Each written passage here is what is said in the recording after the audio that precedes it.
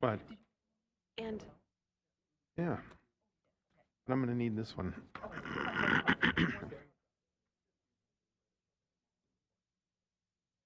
Well, Gavin is supposed to go, but he's in a play. So. Do you need another one though? Filled one out. Okay. 'Cause I got one too.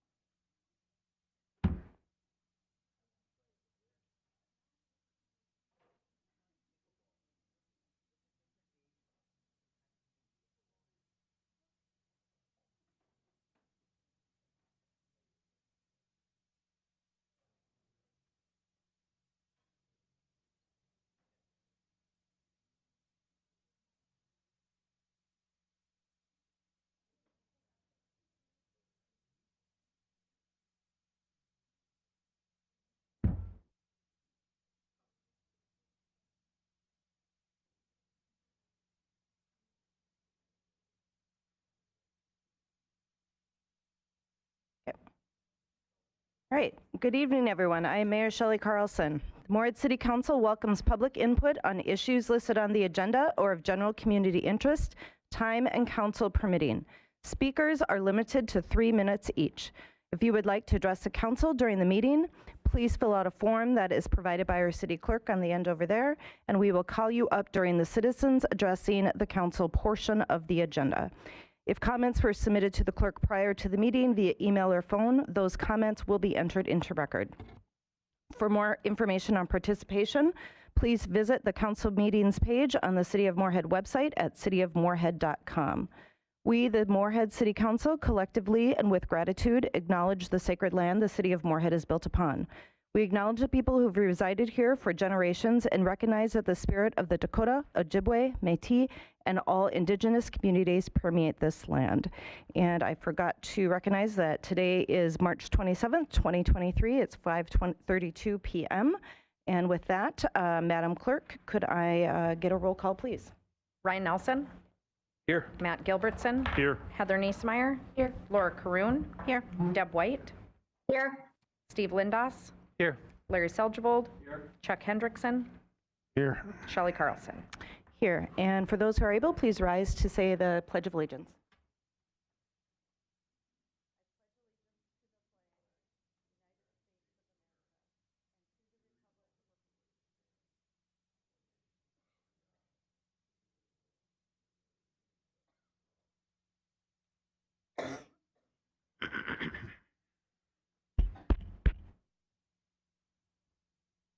Right, and City Manager Molly, are there any agenda amendments? There are no amendments to the agenda tonight, Mayor. Okay, thank you. So moving on to recognitions and presentations, we're going to have a presentation from, I believe, Captain Swenson in regards to Moorhead Police Department body-worn cameras. And I will turn this over to Captain Swenson.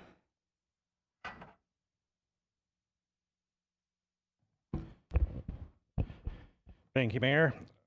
Well, the time is almost here for our body cams, and this has been a work in progress for about 1.5 years.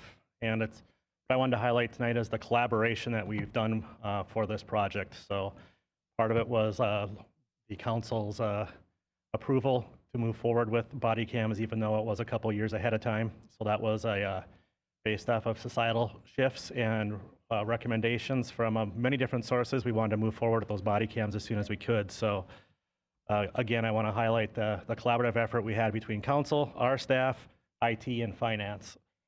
Key players included on our staff were Lieutenant Mike Detloff, Lisa and Jamie from our records, and we also will be highlighting Nick Linen here in just a few minutes.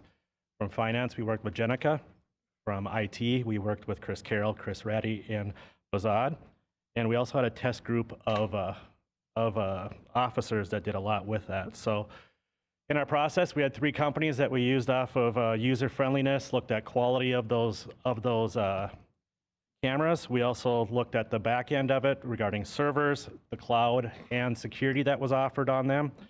And one of the biggest pieces we're looking at is storage of the body cam pieces, and also any type of redaction that we're going to have. So after we test each of those in the field, including testing them by putting them in a freezer and letting them sit there for a while, and taking them back out to test our conditions, because at that time we weren't in winter, and now I think we got stuck there. So we wanted to make sure all of those different pieces were looked at. We went down and we selected Axon, which we'll have a 5-year contract with. The total price within the 5 years are approximately $500,000, about $100,000 per year.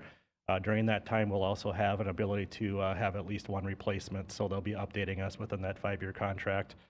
And what we found, it was very easy for the officers to use. It was comfortable to carry, and they were able to make a lot of selections that they have to do to keep them in line within the using their smartphones. So it was a really nice piece of equipment. The real test will be next week on Monday at 8 a.m. We'll be going live with our body cams for the whole department, including our non-sworn community service officers and cadets. We'll all be wearing them anytime. Our investigators will wear them during operations, so if they're doing a search warrant, etc.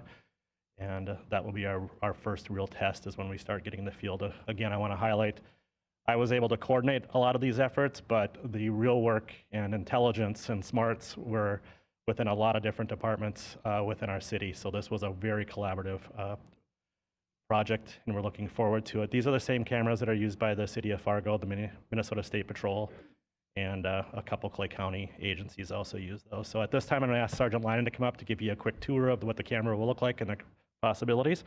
The last thing I do have is our policy, and our retention schedule is located on the City of Moorhead's website under the police department for anybody to review, and any comments can be forwarded to me. Thank you.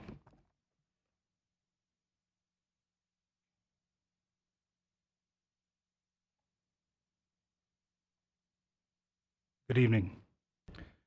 So this is the Axon body cam that after rigorous testing, we tested each body cam for a period of about a month, put about 20 shifts between, about 120 shifts total on them, and ultimately we came up with the Axon. A lot of reasons for that, but it's mainly its ease of use and just how robust and the R&D that Axon has went forward in their product. So here's the body cam right here. It has 1 forward lens. Do you want me to show it to everybody, Mayor Carlson, or how would you like? Normally I would, but we have a minimum of about 48 different roll calls that we have to go through today. So I would ask that council members, if you do want a closer examination, to maybe set up a meeting with Sergeant Lynon. Outstanding. Thank you. Anything specific right now that anybody would like to know? If you want to generally go through it, that'd be fine. But Perfect. Or were you thinking like individually, like a show and tell or here, or what were you thinking? I'll just talk about the basic functions. You can talk about the that? basic functions. That'd be great. Yep, the body cam has 4 microphones on there. It records really clear audio. It has 1 forward camera. That camera is a wide-angle lens, so we'll catch as much evidence as we possibly can with that camera. There is a 60-second pre-record, so after the officer activates the body cam, it's going to pre-record, or it's going to go back 60 seconds or 1 minute of video, no audio. So if that officer gets engaged with something, their body cam isn't on, they turn it on, at least those actions are going to be caught within that buffer period.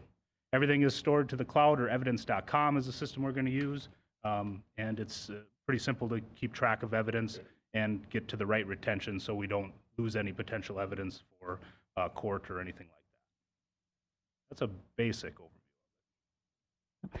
Any questions or comments from council?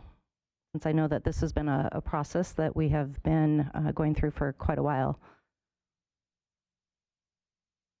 All right, seeing none, I will turn it back to you, Captain Swenson. Well, just one last addition to that. So our cameras will be activated as soon as we remove our guns. There's a sensor in our holsters, so they'll automatically come on, and also with our taser. That was one of the biggest key points that we looked at with the different ones, is be able to take away during a critical incident as many steps away from that as we could to make sure that the cameras were activated. So The very final thing I want to highlight again is Sergeant Linen just hit this out of the ballpark with his work on this. Besides working a shift and the other activities that he has, he really focused on this, got a good group of officers together that really tore apart this, knowing this was a very big project. So my last part is the appreciation for him for his hard work. So thank you. I would concur with that. 120 hours is a lot of time to be doing some examination and then ending up with where you are. So thank you, Sergeant Linen, for that. I also wanted to have Sergeant Kostorich come up really quickly. Wanted to share something that I heard from Chief Monroe, that on March 21st, Sergeant Kostorich had went to Kennedy Elementary School in Fargo to be recognized by their 3rd through 5th graders as a person of character. A teacher had challenged her students to research and find a person of character online, and an individual found in her class found Sergeant Kostorich based on articles related to the police activities lead and Shop with a Cop. She put together a PowerPoint presentation and nominated him as an example of a person with character. Sergeant Kostorich didn't know any of these students or the teacher, so it was pretty incredible to be honored and nominated by strangers who saw positive traits while researching online. So to both of our officers, Officer Lynham for doing all of that incredible work, and Sergeant Kostorich, who's walking away from us in the back, thank you for that. I think that the police department, you guys do an exceptional job, so thank you for all you do.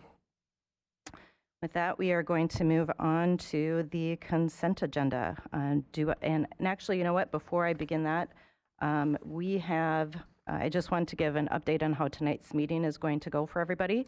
I did actually try to Google what the Guinness record is for the number of roll call votes taken during a council meeting.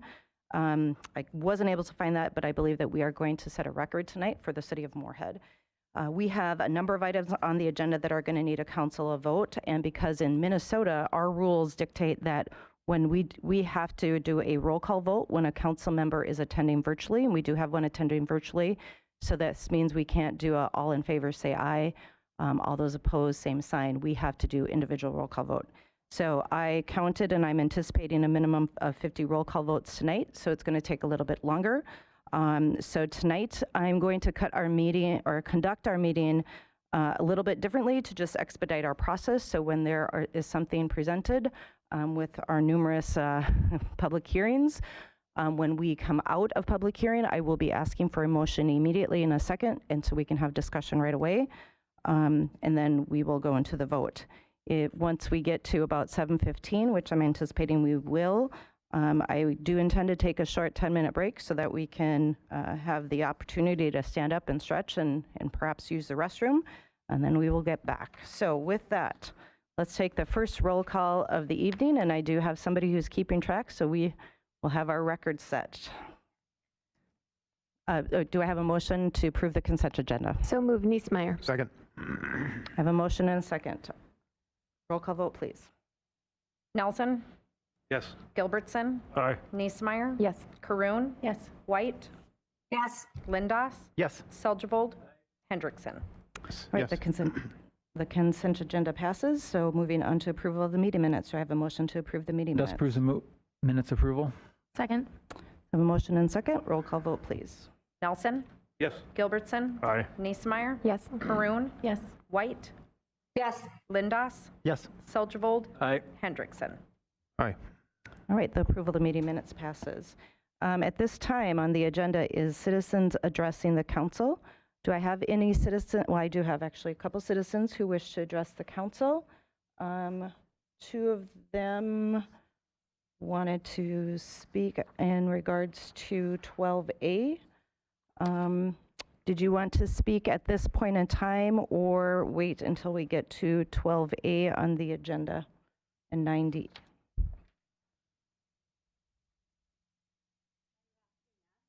Yep, so I have Bethany and Noelle and Shannon who all wish to speak, so you can speak now. Or if you wanted to wait until your item is called, it will be a while since we have public hearings starting in 1 minute. Hi, I'm Bethany Barnett. Okay. My daughter Sive, and we wanted to address the council with regard to the legalization of Okay, I'm just backyard going to have you chickens. pause for a second. So Okay. Bethany, I need you to first state your name and your address for the record. And how it works is you'll get 3 minutes. This will be green. When your 3 minutes are done, it'll be red. Okay. And then you'll need to stop. All right, go ahead. Thank you. My name is Bethany Barnett. My address is 6008 2nd Street North, Moorhead. I'm here. I heard that you had discussed about legalizing backyard chickens in our area. And so I just wanted to come along. This is my first council meeting. I want to thank you for all the great work you do in our city. And as many of you know, many of us are being affected by raising food costs. When people are trying to nip and tuck a household food budget, this is an excellent opportunity to avail of low-cost, healthy food source high in protein. Additionally, there are many people who would like greater efficacy around controlling what goes into their food. For example, avoiding chemicals, pesticides, and once again, Backyard Hens empowers people to have the opportunity to control the quality of their food. We have a beautiful city that is connected both, we're urban, but we also are connected to the countryside nearby. So many of our families want both to connect with, our schools and our museums, all the wonderful things in this urban area, but also want to connect with that countryside experience. I am one of those parents who wants my children to have an opportunity to grow in responsibility as they look after animals in our local area. Speaking to many of my neighbors and community members, I've seen agreement on that. And so I just wanted to put my voice forward and say that I would be very much in support of legalizing backyard chickens, small number of hens. I don't have anything else to say, but just wanted to share that. And if you have any recommendations on how I might engage other people, if we need to write letters, what else needs to happen, but I'd be very much in support of that. Thank you, Bethany, and to your little one who's hiding. All right, thank you so much. Are there any other citizens who wish to address the council at this time? Go ahead, come up, sir. And I don't have a form for you, so when you come up, you can state your name and address for the record. You'll have 3 minutes, and then when you're done, you will need to get a form from our clerk so that we have documentation from you. My name is Shannon Pana. I'm at 311 11th Street South. It's concerning the proposed dual use between 2nd Avenue and 6th Avenue. You might want to get a little closer to the Sorry. microphone, sir. Thank you. I don't know how the proposed dual use area is going to affect my property values. And as a homeowner, my largest investment, probably many people's largest investments, I think it'd be prudent to know that information before I can get on board with anything that may affect my property values. Okay, and is this in reference to 9D? This would be 11th Street South Correct. Street and utility improvement. Is that correct? I should have mentioned that. Thank you. Okay. And that's all I have. Okay, thank you you. so much. Mhm. Any other citizens who wish to address the council at this time?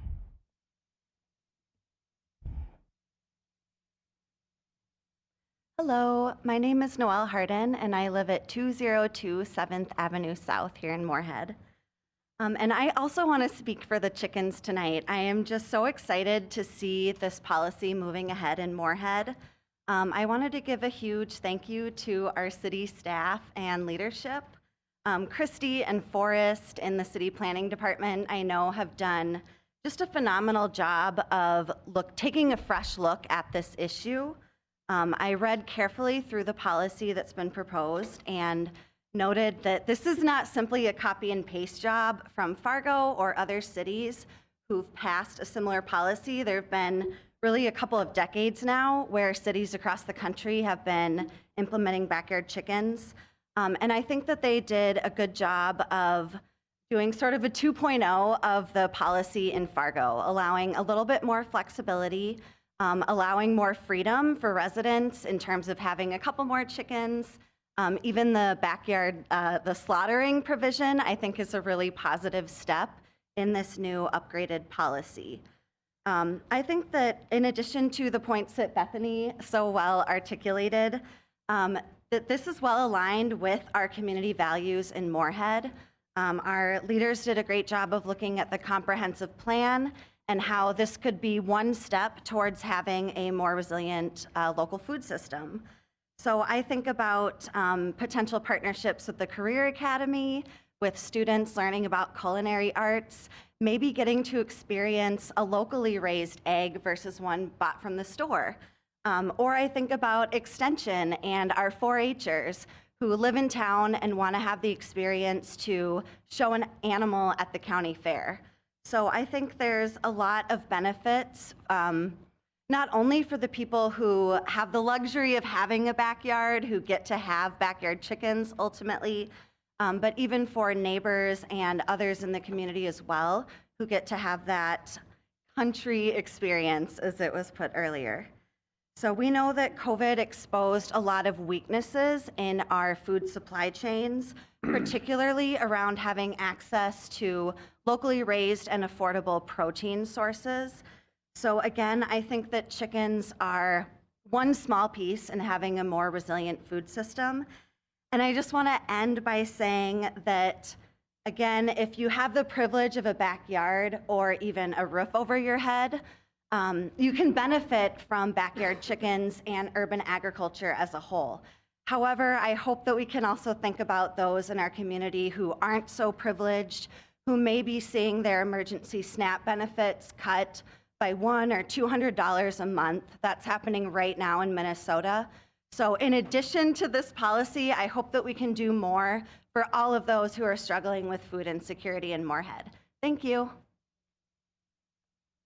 Thank you, Ms. Harden. Appreciate that. Any other citizens who wish to address the council? All right, seeing none, we are going to go into public hearing.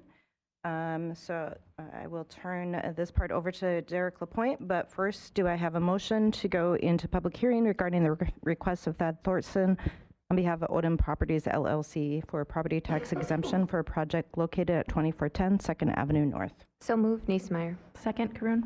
I have a motion and a second, and could I get a roll call vote, please? Nelson, Aye. Gilbertson, Aye. Naismeyer, Yes. Karun, White, Yes. Lindas, Yes. Seljevold, Aye. Hendrickson. Aye. All right, we are in public hearing. I will turn it over to you, Mr. Lapointe.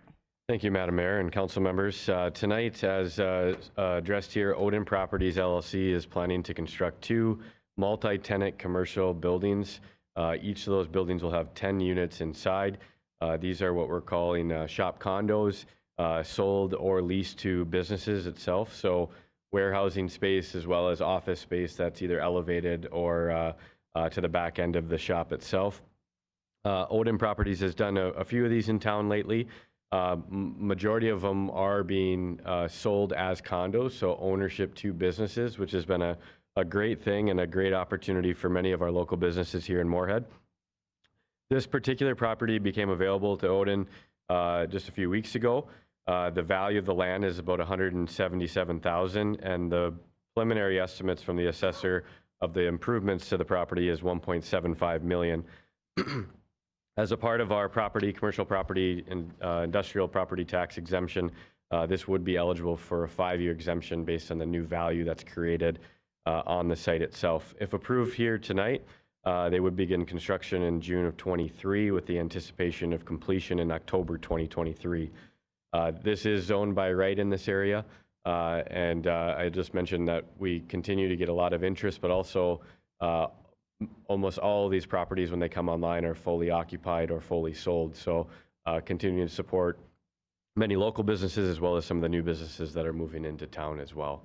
With that, I'd be happy to answer any questions the council may have. Thank you, Mr. Lapointe. This is a public hearing portion of this agenda item. Are there any members of the public who wish to speak in regards to this item? Seeing none, I'd like to entertain a motion to close the public hearing portion of this agenda item. So moved, Niesmeyer. Second, Seljevold. I have a motion and a second. Could I get a roll call vote, please? Gilbertson, Aye. Naismeyer, Yes. Karun, Yes. White, Yes. Lindas, Yes. Seljevold, Aye. Hendrickson, Yes. Nelson. Aye. All All right, we are out of public hearing at this point. Could I get a motion to Lindos approve the moves approval. resolution? Second, Niesmeyer. I have a motion and a second. Do we have any discussion regarding this item? Seeing none, could I get a roll call vote, please? Niesemeyer, Yes. Karoun, Yes. White, Yes. Lindos, Yes. Seldgevold, Aye. Hendrickson, Yes. Nelson, Aye. Gilbertson. Aye. All right, the approval carries. So thank you very much, Mr. Lapointe. The next item up is with Tom Torbridge, and this is a public hearing to consider actions related to 11th Street South and utility improvements. So I have a motion to go into public hearing. So moved, Niesmeyer. Second, Karun. I have a motion and second. Roll call vote, please. Niesemeyer, Yes. Gilbertson, Aye. Nelson, Aye. Karoun, Yes. Lindos, Yes. White, Yes. Seldgevold, Aye. Hendrickson. Yes. All right, we are in public hearing, and I will turn this over to Mr. Trowbridge. Okay, thank you, Mayor and members of council. I'll give Christina a moment to get the presentation up on the screen. But this is our public hearing for the 11th Street South improvements from 2nd Avenue to 6th Avenue South.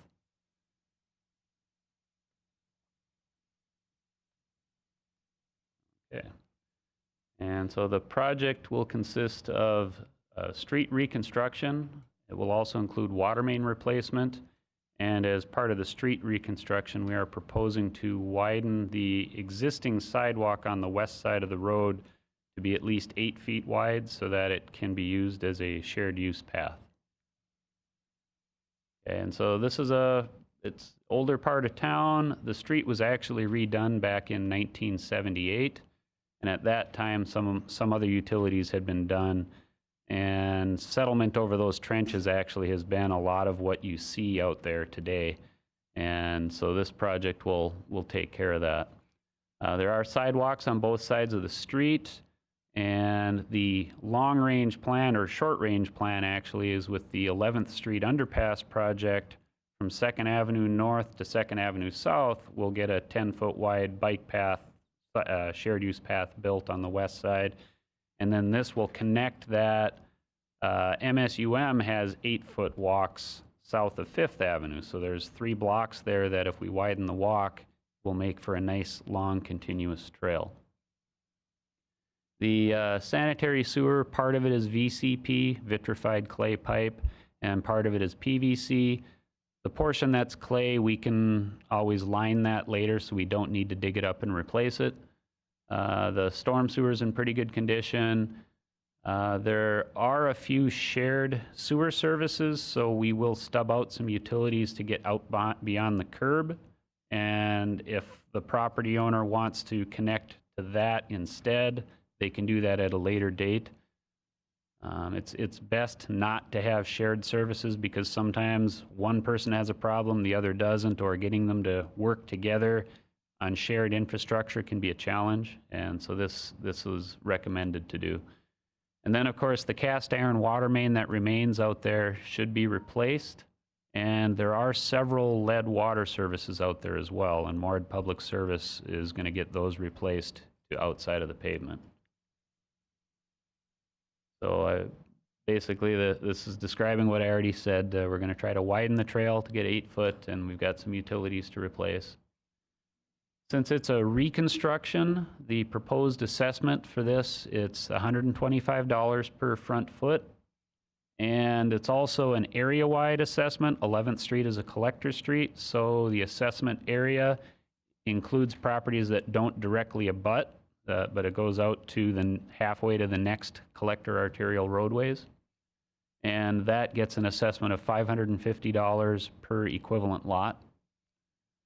There were a total of 223 properties in the assessment area, so that's how many mailings went out for the hearing tonight. The total amount assessed is $377,000, and most of them are that $550 assessment. And then this map here shows what the assessment area is, so you can see it goes from 8th Street to 12th Street, or 13th Street. And then it's parallel to 11th Street from 2nd Avenue to 6th Avenue South.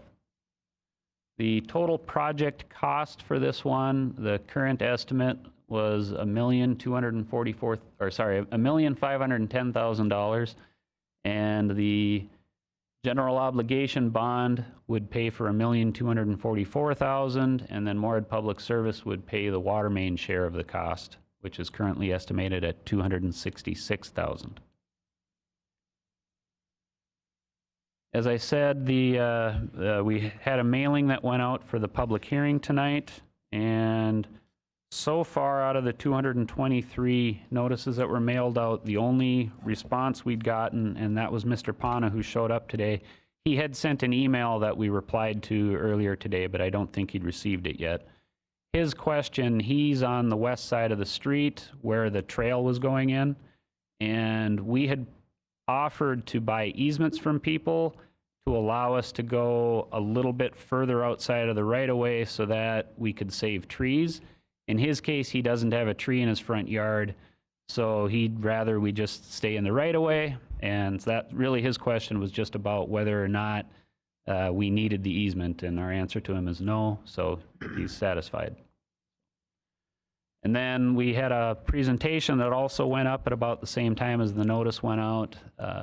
As of today, that had been viewed about 22 times, and we really hadn't received any feedback on that project.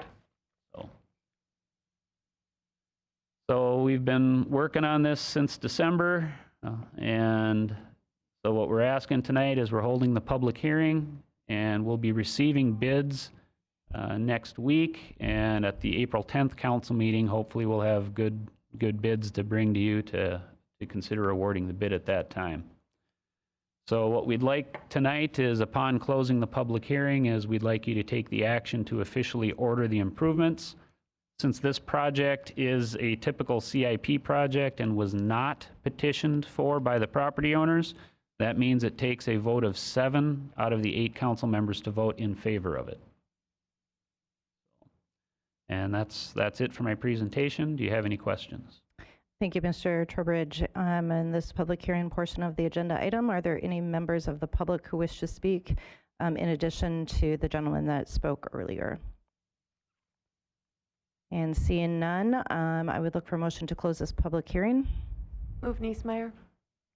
Second, Lindos. A motion and a second. Roll call vote, please. Hendrickson, Yes. Seljevold, Aye. Lindos, Yes. White, Yes. Karoon, Yes. Niesemeyer, Gilbertson, Aye. Nelson. Aye. Right, the public hearing portion has been closed. And Mr. Trowbridge, it's my understanding that you were able to catch the gentleman who spoke earlier, which you referenced, and were able to get his questions answered. I also appreciate the coordination with Moorhead Public Service. And with that, I would look for a motion to motion for this agenda item. So move Seljevold. Second, Lindos. Okay, I have a motion and a second. Questions or comments, discussion from council members? Online. Councilmember White. Thank you very much, Mayor. Tom, I just want to say I'm so glad to see this project moving forward. This is one of the worst roads that we have, particularly given the amount of traffic that we have. And I know that we've delayed it for a little while. Just 2 quick questions. One having to do with that shared use path. And I wanted to mention that that's also an important thing that will connect not just with the shared use area that we have at MSUM, but eventually when we get the underpass, that would make that bike and pedestrian route into downtown much easier.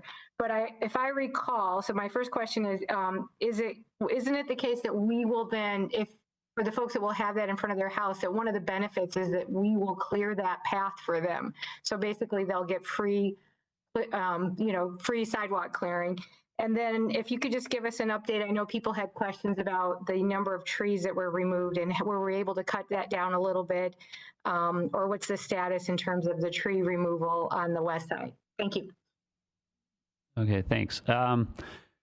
So yeah, the plan is where we have a trail like that, we will plow that. And so the 8 to 10 foot wide trails, the city will do that.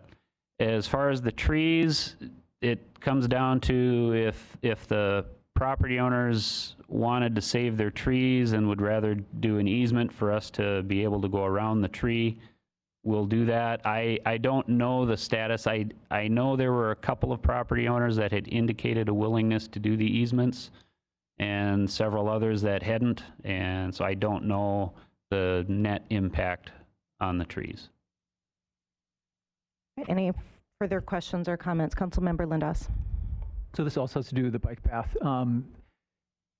You know, it's great that the city is going to actually take responsibility. That'll ease the amount of shoveling or snow plowing that the residents have to do. I'm cognizant of berm space for snow and where it goes. And I don't know if it's been communicated to people that, you know, having that easement would actually help with where snow can be piled, which can just help the city in general, not just themselves. I don't recall, it's been a while, I don't recall what was in the letter that was sent out. We actually started talking to the property owners last year at around this time.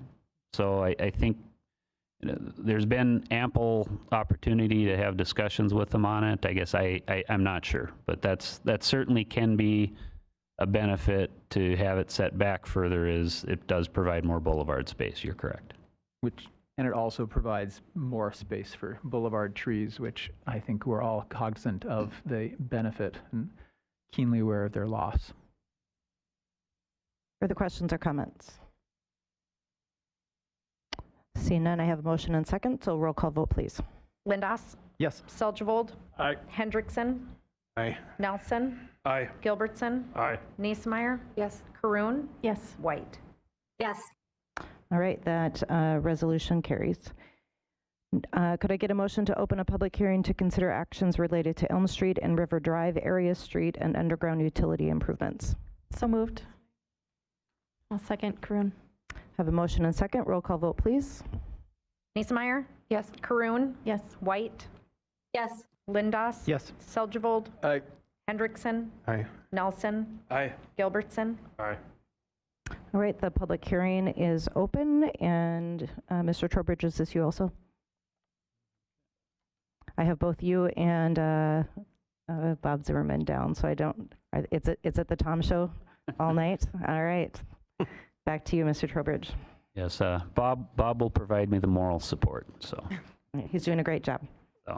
So this is the public hearing for River Drive, Elm Street, and 6th, 8th, 9th, and 11th Avenue South, and 1st Street South. So this project involves street rehabilitation. So where we're able to keep the curb and gutter, we'll do that, and that then will fully remove and replace the pavement. Moorhead Public Service replaced a bunch of the water main last year, and they're getting the rest of the cast iron water main this year. Xcel Energy will be doing gas main replacement. We'll also be doing a storm sewer improvement, and there's also a very short sanitary extension. So this project actually got to be fairly complex. So a lot of these streets were called the gravel and oil pavement. Those are streets we just can't mill and overlay them. Rehab really becomes the only option on those. Some of the other streets had concrete pavement, and so again, we really can't mill and overlay those well. They tend not to look very good for the amount of money it takes to do that. But these are all well-aged streets. We got our life out of them. There's no question about that. They're 50, 60, 70 years old. So, and then most of the streets in this area have sidewalks on both sides of the street. There are, the main area where there's gaps is right at 9th Avenue South, the intersection of 9th and Elm River Drive. 9th Avenue did not have sidewalks. And then there weren't sidewalks on the west side of the road. Those sidewalks will actually get taken care of by the Midtown Trail. There'll be a bike path that goes in there, so that gap gets closed by that. And then most of the sanitary sewer out there is VCP again. There is some PVC, but any repairs we need on that, we can just do by lining. And so we don't need to coordinate that with this project. The RCP storm sewer, the main issue with that is that it's undersized. So this is an area where when it rains, we'll get a lot of water in the streets, and it just takes a while for it to go away. if we had a big enough rain event, it's always possible that it could cause some damage to people's homes. So our intent is to upsize that storm sewer. And that's coming out of, if you recall, we have a study going on to evaluate certain parts of town for potential storm sewer improvements that we got a grant from the MPCA on. And this is a project that kind of comes out of that. So unfortunately, we're ahead of the possibility for grant funding to pay for the storm sewer, but at least it did pay to help us evaluate it and identify this need. And as the project area expands in the future, we'll have to do streets further east. That sewer can be extended then. And so hopefully we'll be able to get some additional funding at that time. And then, of course, MPS still has a bunch of cast iron water mains out there that they will be replacing. And that's happening under this contract. So we'll just have spot curb and gutter. We're going to try not to touch the curb and gutter too much, mainly the intersections, because all of the ped ramps that are out there are not currently ADA compatible, so we'll be replacing those. There are sidewalk gaps mainly at 9th Avenue South, and so we did send a mailing out on that, and we had one response saying they didn't want it, and the other properties hadn't responded. So as of today, that is it's still in the contract, so the intent is to install that sidewalk. So a rehabilitation project, the assessment for that, the assessment rate is about $75 per front foot. This one is all local, so there is no area-wide assessment to it. There's 124 properties that are involved. A bunch of them are actually owned by the city, because the ones on the west side of the street, we bought out most of those for flood mitigation work. The average assessment in this case was $4,730, which makes sense. Most of the lots are 60 feet wide, pretty close to that, so that's not unusual.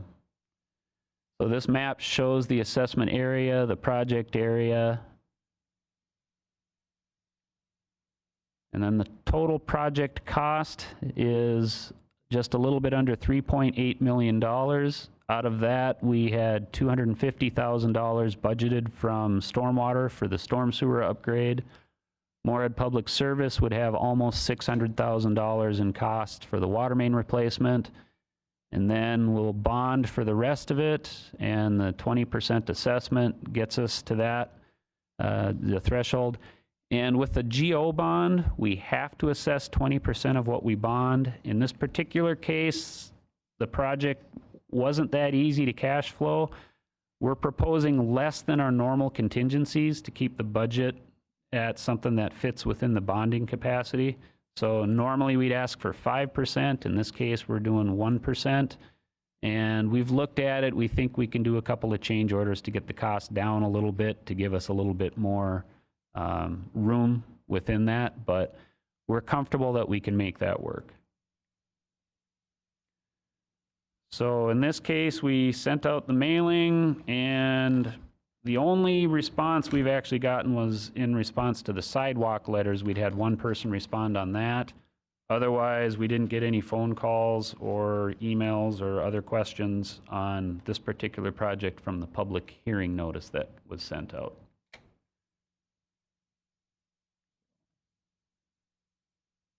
And so this is another one. You know, we started the process with council ordering the report back in December. And the intent is, if we award the bid, that this project would be under construction possibly in May and should be wound up and be completed by September. So what we're asking the council to consider at the close of tonight's public hearing would be to order the improvements. And again, since this was not a petitioned project, that would require a vote of 7 members of the council that have to vote in favor of it. And then after that, we would ask you to award the bid, and per the city code, that requires a vote of 6 votes of the council in favor of that. Do you have any questions? Thank you, Mr. Trowbridge. Do I have a motion to close the public hearing? So moved, Lindos. Second. Second was Larry Seldeveld. So a motion and second. Roll call vote, please. Hendrickson, Yes. Seldvold, Aye. Lindos, Yes. White, Yes. Caroon, Yes. Neesmeyer, Yes. Gilbertson, Aye. Nelson. Aye. And do I have a motion to approve the resolution for 9F? Lindos moves approval. Second, Neesmeyer. A motion and second. Any discussion, questions, or comments? Seeing none, roll call vote, please. Gilbertson, Aye. Neesmeyer, Caroon, Yes. White, Yes. Lindos, Yes. Seldvold, Aye. Hendrickson, Aye. Nelson. Aye. Okay, and I would be looking for a motion for 9G, which is in for the underground utility improvements. So move Neesmeyer. Second, Caroon. Any questions, comments in regards to this resolution? Seeing none, roll call vote, please. Nelson, Aye. Gilbertson, Aye. Neesmeyer, Caroon, Yes. White, Yes. Lindos, Yes. Seldvold, Aye. Hendrickson. Aye. All right, both of those resolutions carry. Could I get a motion to open the public hearing to consider actions related to 19th and a half Street and 14th Avenue South area street improvements? So move Neesmeyer. Second. I have a Hendrickson. motion and a second. Roll call vote, please. Neesmeyer, Yes. Caroon, Yes. White, Yes. Lindos, Yes. Seldvold, Aye. Hendrickson, Aye. Nelson, Aye. Gilbertson. Aye. All right, the public hearing is open, and I will turn it back over to you, Tom. Thank you. So this is the public hearing for the 19 and a half Street and 14th Avenue South area street improvements.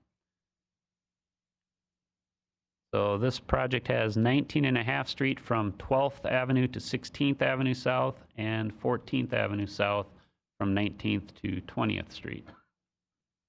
And it involves, there's also one segment of that of 19 and a half Street needs water main replacement. And then all of 19 and a half Street, Xcel Energy is proposing to replace their gas mains out there.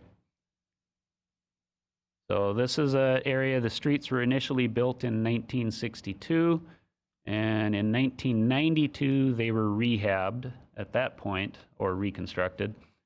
And so it's been 30 years, 31 years, and now is an opportune moment to do a mill and overlay. Basically, anytime after 25 years, that's usually a good idea to look at it. And if you go much past 30 years, it's possible that you miss your window of opportunity. And then you just have to let the street degrade until you can rehab it. So this is kind of the perfect timing for it. And so the benefit with a mill and overlay is it should extend the life of the pavement for another 25 to 30 years. And it's a good investment of the money, a fraction of the cost of doing a rehab. So this one has sidewalks on both sides of the street except for one gap. For some reason, there's two lots that never had a sidewalk.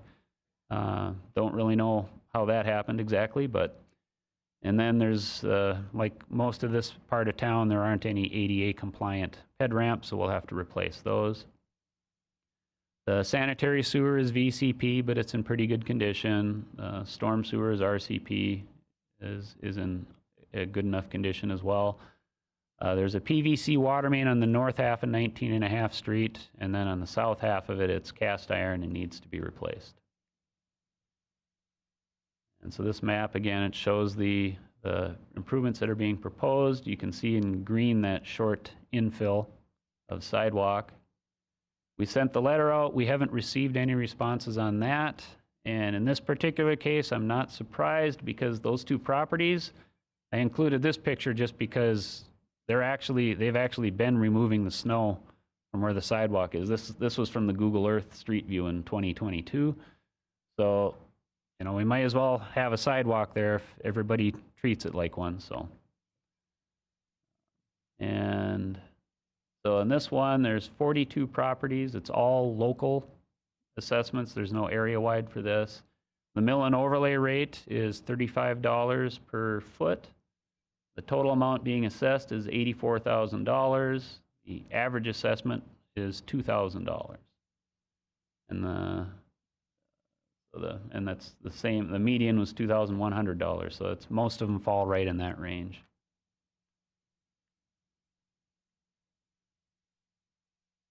And then there's a bunch of properties that front on 14th, or that abut 14th Avenue, but those are side lots, so there's very little assessment there. Most of the assessments come from 19.5 Street. And so the total project cost was $416,000, and so $84,000 being assessed and $332,000 being the city share of the project cost. And so we sent the mailed notices out. The informational presentation that's on the website had been viewed 17 times. We haven't received any calls with comments on the hearing or any calls with comments on the proposed improvements for this project. And like the others, the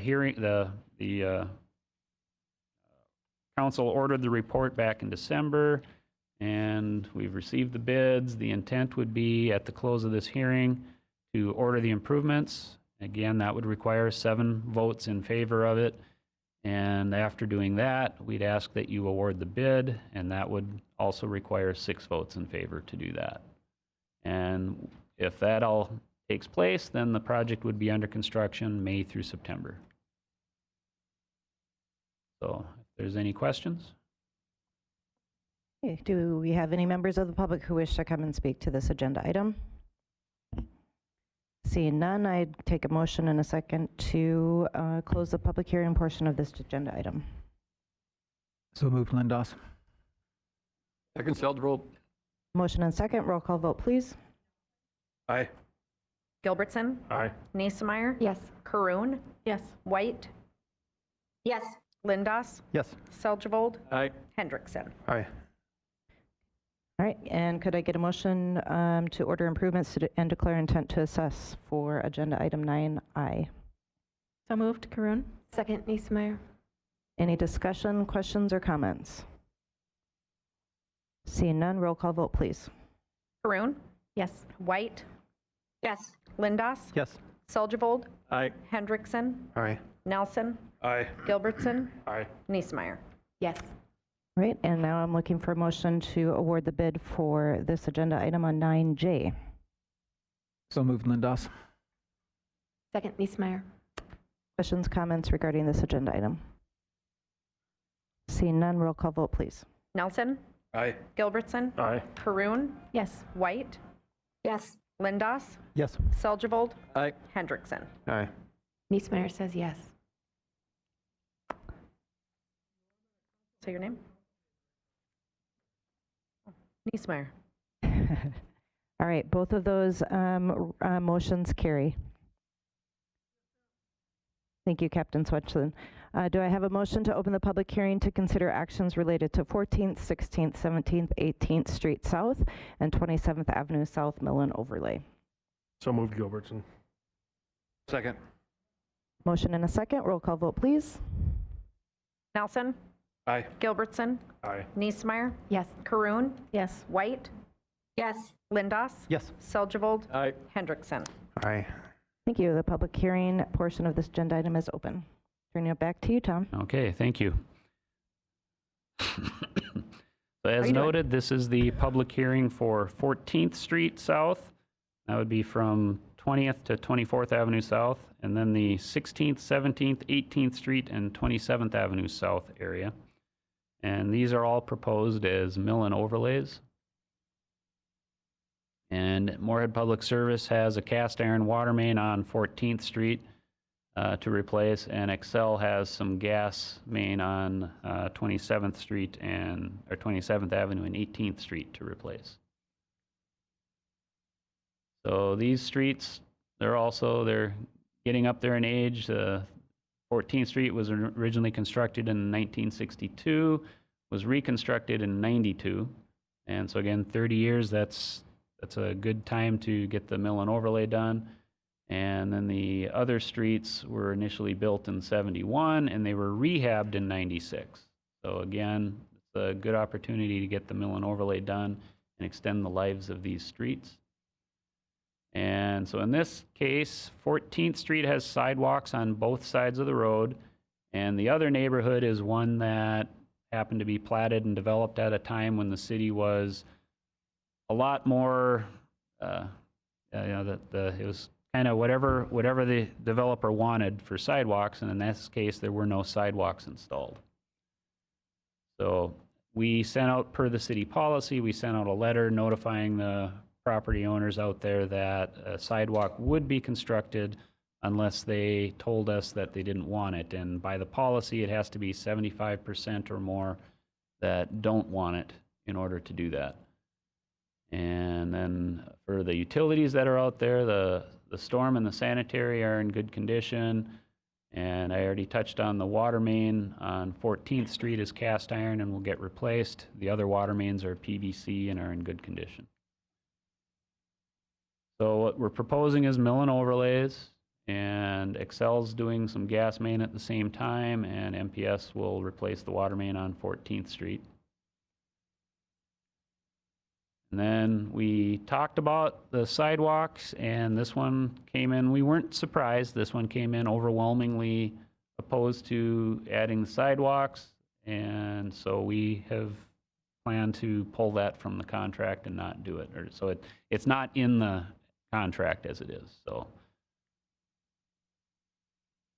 the project we had 161 mailings that went out. And this one included, there's 14th Street is a collector street, so that one does have an area-wide assessment. So that's why the median assessment looks pretty low, $550, because more than half of the properties that got an assessment notice were an area-wide notice. So this shows the 14th Street area assessment. And then this one shows the assessments for the 16th, 17th, 18th, and 27th Avenue area. And so for this project, we had pretty good bids on it. The mill and overlay is nice and efficient. And so the total project cost was $457,000. And the amount being assessed is about $270,000. So the city share is $187,000. So the public hearing notice was mailed out, and in response to that, all we've really had is there was an email exchange where we were exchanging information. They had a bunch of questions. I think they thought the cost looked high, and we explained the policy and how all that worked, and they had questions on special assessments. And then there was another person who called. They had some special needs, and their big concern was maintaining access or how they would get in and out during construction, and we'll work with them on that. And the public informational presentation had 41 views, and really most of the phone calls we got on this project were in response to the sidewalk letter that had gone out. Other than that, we really didn't get any feedback for the project. So this is another one of our standard CIP projects. The hearing, or the preliminary engineering report was ordered back in December, and the intent will be at the close of the hearing, if the council orders the improvements and awards the bid, that the project would be constructed May through September. And this, like the others, this was not a petitioned project, so ordering the improvements will take a vote, an affirmative vote of 7 of the council members. And then awarding the bid takes a vote of at least 6 council members in favor. So if you have any questions. All right. Is there any members of the public in the audience who wish to speak to this agenda item? All right, sir, please come up to the podium and state your name and address for the record. And after you're done, if you haven't filled out a form from our city clerk, we'll have you do that. And you'll have 3 minutes to speak. Go ahead. Number one, we can barely hear you talking. So, my name is Stan Struble. I live in 1414 22nd Avenue South in Moorhead. Been a resident of the city of Moorhead forever. Been here for a homeowner for over 67 years. Anyway, I applaud the city of Moorhead for their proactive and maintenance and stuff. I have 3 questions regarding the project on 14th Street. If the water lines and PVC are in good condition, and we had a break on the water main line on 14th Street this winter, I just heard this gentleman here say I thought I heard him say that the water line was going to be replaced on 14th Street. And okay, it does not indicate that in your project details. Here. Yeah, it doesn't indicate it there. Okay, anyway, okay. Second question. Well, you've answered the second question right now. Third question that I really come up with is a timeline for the project. Being a resident of the city of Moorhead for a number of years, and my observation has been your projects seem to start, but never end. And there are sometimes days and weeks there is absolutely nothing happening on the project. I pointed back to the 78 project on 14th Street, where that was down, 14th Street was down for a good 4.5 months, and people did not have access. There are people along 14th Street now are going to be impacted with this. The mill and overlay should not take that long, but now we're going to start taking a water line replacement. That's going to extend out that timeline dramatically. So the question is there a timeline when the project starts? When is it going to be completed? That's an answer I would like to have. Thank you for your time and your answers. Thank you so much. And I will see if the microphone can get turned up. So I practically have this in my mouth, so I don't know how much closer I can get to the microphone. So I apologize that you weren't able to hear me. So Mr. Trowbridge, are you able to address his questions at this time? It might be easier for me to just talk to him after the hearings are done, and I can talk to him out on the hallway. But generally, I don't think we officially set a start date, but once the contracts are executed, they're expected to get started, within a couple of weeks of signing the contracts fully. And our expectation is they'll start sometime in May, and they'll probably be done before September. There's multiple project areas, and the water main, I'd have to look. I think MPS is doing this particular water main on their own, so we'll coordinate with them. Our contractor will work in one area while they're working in that area. Xcel Energy has their work to do. We'll coordinate with them. Since it's a mill and overlay, people will have access to their properties. Really, the only time that they wouldn't would be when they're getting ready to mill that or overlay that day and they have to put the tack coat down. They don't want people driving on that. If Moorhead Public Service has a trench right in front of a driveway, for example, to do a patch, they might be out for a period of time for that. I'm not sure, but this project should not have very significant impacts that way. If anything, with 14th Street, what we would be doing is we'd be detouring the through traffic away, but the local traffic would still be able to drive. If that's where your driveway is, you'd be able to get in and out. Thank you, Mr. Trowbridge.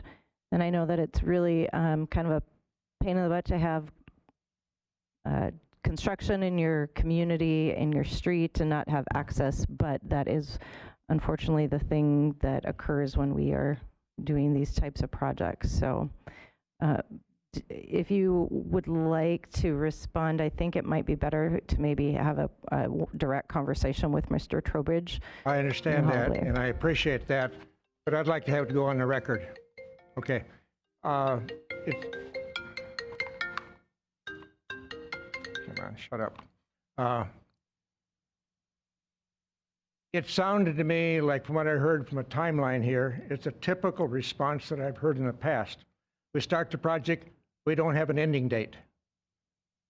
It should be a carrot and a stick thing with your contractor.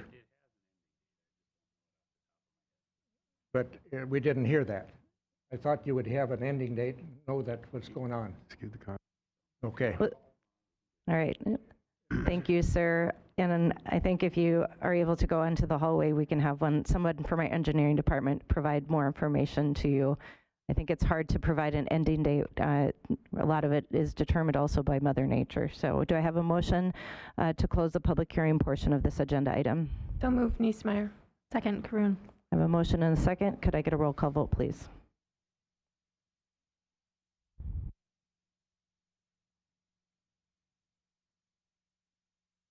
Christina, could I get a roll call vote, please? Yeah, sorry. You guys do it faster than I can click. Oh, sorry. Sorry, and who was the first and second? Meyer. Niesemeyer was something. I think I Yeah. was the second. Nope, I was the motion and You're the Karun motion. was the Karun. second. Okay. Nelson, Aye. Gilbertson, Niesemeyer, Yes. Karun, Yes. White, Yes. Lindos, Yes. Seldgevold, Aye. Hendrickson. Aye. Right, could I get a motion to order the improvements and declare intent to assess? So, That motion, Lindos. second. A Hendrickson. motion and a second. Do we have questions or comments in regards to this? Councilmember Lindos. So thinking about the sidewalks, I'm actually not surprised at all that the residents in that area, because basically the street is the sidewalk in that residential area, except for 28th Avenue. That's where I typically, if I'm running, I have to be jumping up on the grass in the summer to avoid cars. Was it all and none, or could you offer, hey, we just want to do sidewalk along essentially the public street that kind of connects M State to the rest of, the downtown or the 75th Avenue? So you're talking about, so this project, we weren't doing anything on 28th Avenue itself. Well, part of your sidewalk was on 28th. So I would have to look at that as a separate project. Okay. If we're ever going to look at that. So if there's a need or desire to put one in on 28th, generally, because that actually would be more of a, got to have some place to connect to on either end as well. So, so I think a vehicle for that would be a separate, a separate project, and that's an area. We did a mill and overlay there in 2006, or we did a rehab in 2006. So within about 5 years or so, it's probably due for a mill and overlay, and that'd be a good time for us to do it. Otherwise, we'd have to try to find funding to make it happen. But, yep. All right, any questions, comments in regards to the streets specifically listed in 9L? Seeing none, could I get a roll call vote, please? Hendrickson, Aye. Seldgevold, Aye. Lindos, Yes. White, Yes. Karun, Yes. Niesemeyer, Yes. Gilbertson, Aye. Nelson. Aye. All right, that motion carries. Could I get a motion to award the bid for 14th, 16th, 17th, 18th Street South and 27th Avenue Street? So moved, Niesemeyer. Second, Karun. All right, I have a motion and a second. Any further questions or comments? Seeing none, could I get a roll call vote, please? White, Yes. Lindos, Yes. Seldgevold, Aye. Hendrickson, Aye. Nelson, Aye. Gilbertson, Aye. Niesemeyer, Yes. Karun. Yes. All right, that motion carries as well. All right. Can I get a motion to open the public hearing to consider actions related to 6th Street, 18th, and 20th Avenue South rehabilitation? So move, Lindos. Second, Karun. Okay, I have a motion and a second for the public hearing. Roll call vote, please. Nelson, Aye. Gilbertson, Aye. Niesemeyer, Yes. Karun, Yes. White, Yes. Lindos, Yes. Seldgevold, Aye. Hendrickson. Aye. All right, the public hearing is open. I'll turn it over to you, Mr. Trowbridge. All right, thank you. So this is the public hearing for 6th Street South, 18th Avenue South, and 20th Avenue South area. And so it's basically, it's 2 blocks of 18th Avenue South, and it's actually, we got 2 blocks there of 20th Avenue South, and then we're doing 6th Street from 18th to 24th Avenue South. The water main on 6th Street needs to be replaced, as does the gas main that Xcel Energy has. So they're coordinating with us to do their work concurrent with our project. So these are also very old streets. We've gotten our life out of them. They really haven't had any major maintenance done that we've got a record of. And they were initially built in the mid-50s. So we've definitely gotten our life out of them. And 20th Avenue South is actually one of the roads that had the lowest PCIs towards the west end. There were some pockets of it that had really low PCIs. So this area has sidewalks on both sides of all streets, so there were no gaps that we had to address. However, there aren't any ADA compliant ped ramps, so we will have to be replacing all of those. The storm sewer is in good condition. The sanitary is VCP, but it's generally in good condition, and if we ever have to, we'll line it. And I'd mentioned the water main on 6th Street is cast iron, and MPS needs to replace that. So this particular project, there's 84 properties that are involved, and part of that is because we had an area-wide assessment for 20th Avenue South. The piece of that that's being done, that's a collector. We've identified that as a collector street. It has a traffic signal at 8th Street, so it does kind of function as a collector in that neighborhood. And so there's a small piece that's area-wide, but still most of that's less than half of the total properties, because the median assessment is still $4,687. So that indicates that the median property was part of the rehab assessment rate. And so the rehab rate is $75 per front foot. And then again, the area-wide rate was $550. And for this particular project, this is another one that it was hard to generate enough cash for it, just based on what we can normally assess and do a GO bond for. And so we're gonna keep the contingencies as low as we can, and we have identified a change order that we think can cut out some of that funding. But in the meantime, we will use the state aid money that we get. There's a small percentage of it we can use any way we want, and that's called the maintenance dollars. So we're going to apply that to this project so we can get the work completed. And then the rest of it we'll issue a bond for, and the total amount of assessments is $254,000. And then the rest of the project cost then will be made up through the bond and maintenance funds if we need to. So this one, the public hearing notice, it was mailed out, and all we had for comments on this, one person had called. They were concerned about the cost and special assessments in general, but there isn't a formal objection or anything. So we explained to them the policy and how the city's paying a much larger share of the cost than is what's getting assessed. This one also had an informational presentation, and that one had been viewed 12 times as of last week. Again, the project was started back in December when the council ordered the report, and we have received the bids. At the close of the hearing tonight, we would ask that the council order the improvements. This is not a petitioned project again, so it would require 7 votes of council.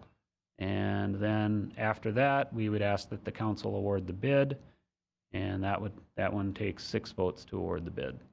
This would be another one. The project should start under construction in May, and it should be completed by September. Typically, we call for the completion date to be right before school starts, so it's usually right before Labor Day is what we have set as the official completion date. There's always a little bit of work that goes on afterwards, turf establishment, things like that, so there would still be a little work going on. But that really is the timeline for the improvements. So if you have any questions.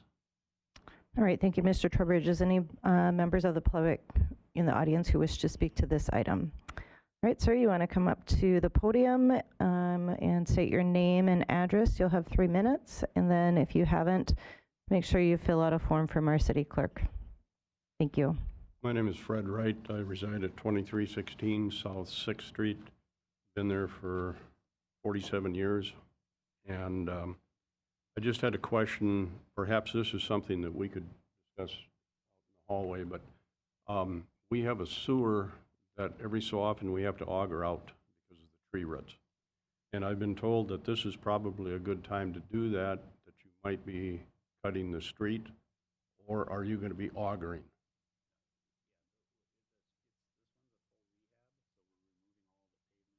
Tom, Tom? You maybe just answer in the microphone. Thanks. Yes, and so it's a full pavement removal, but we're trying to save as much of the curb as we can.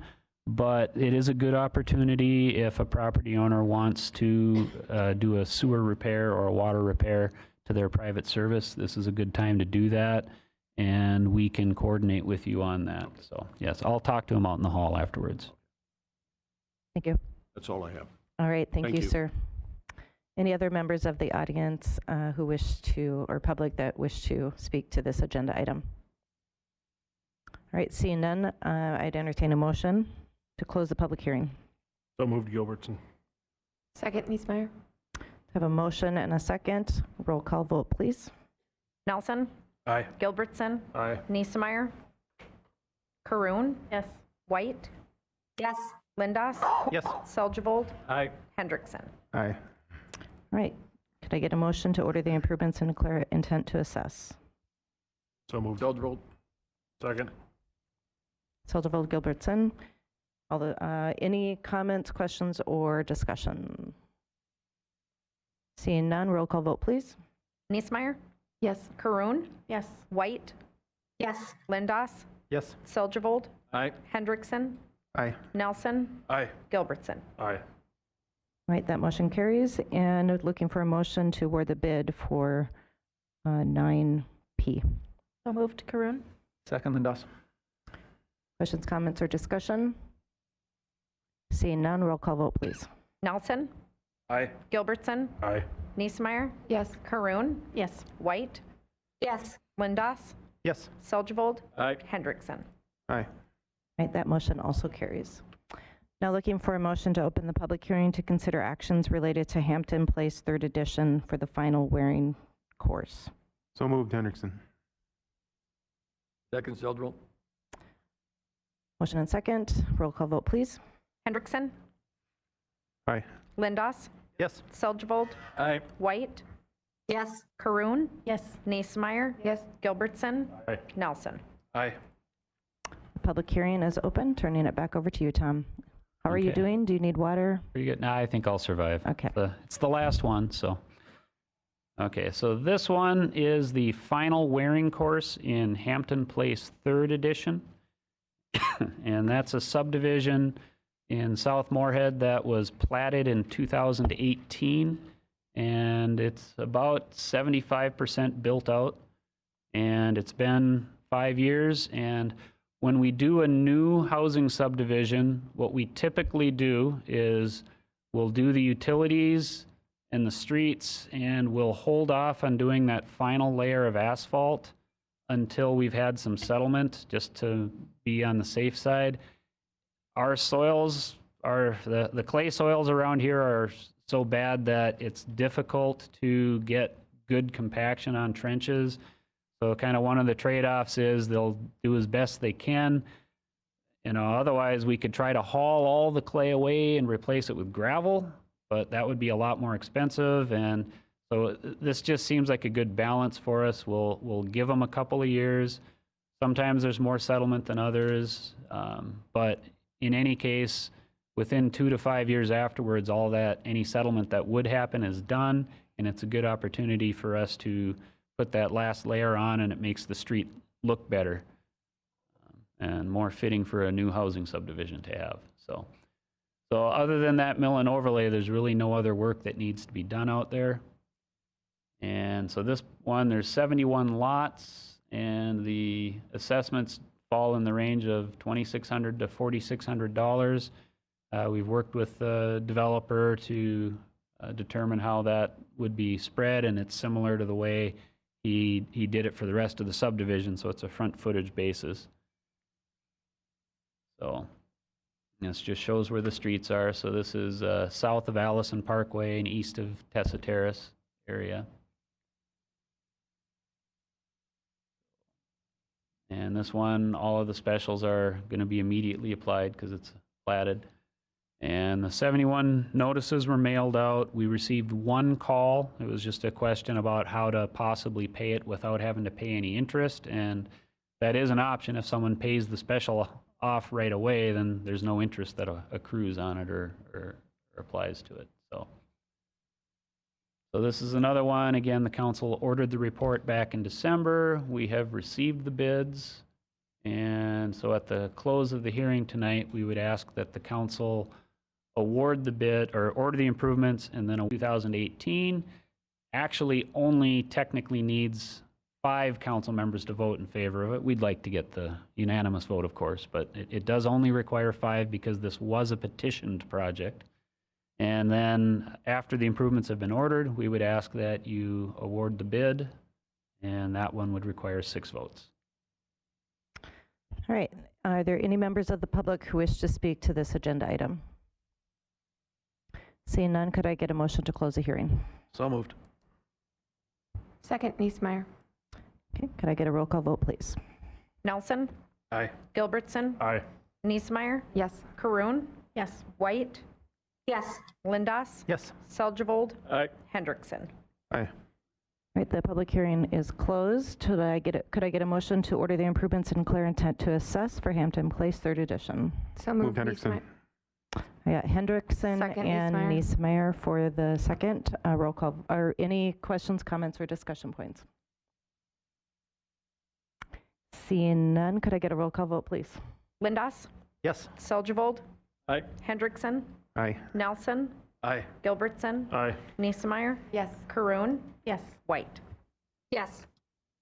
Okay, that motion passes. I'm looking for a motion to award the bid for Hampton Place.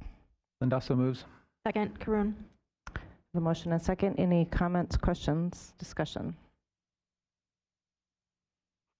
Seeing none, roll call vote, please. Hendrickson, Aye. Seldgevold, Aye. Lindas, Yes. White, Yes. Karoon, Yes. Niesmeyer, Yes. Gilbertson, Aye. Nelson. Aye. Right, that motion carries as well. Moving on to 10A. This is also Mr. Trowbridge. This is information about our Midtown Trail. Thank you, Mayor and members of council. So this is kind of a good news one here. We received the bids for the construction of the Midtown Trail, which would connect the city's trail system in the Woodlawn Park area down to the Gooseberry Park Trail. Most of it is off-road. There are segments that are on-road that will have signed and striped as needed for that. And this is a project that the city got a grant from the state and the legacy funds that'll pay for almost 3/4 of the project cost. So it's a really good thing. And then the city has some CI funds that have been set aside for it. We did consider one alternate. There's a segment between 16th and 18th Avenue South that we thought, well, if the budget allows, let's try it. So we designed it, kind of hoping that it would fit within the budget, but based on the bids, it didn't. And even by the time we got to the end, we expected that it wasn't going to quite fit in the budget. That's why we bid it as an alternate.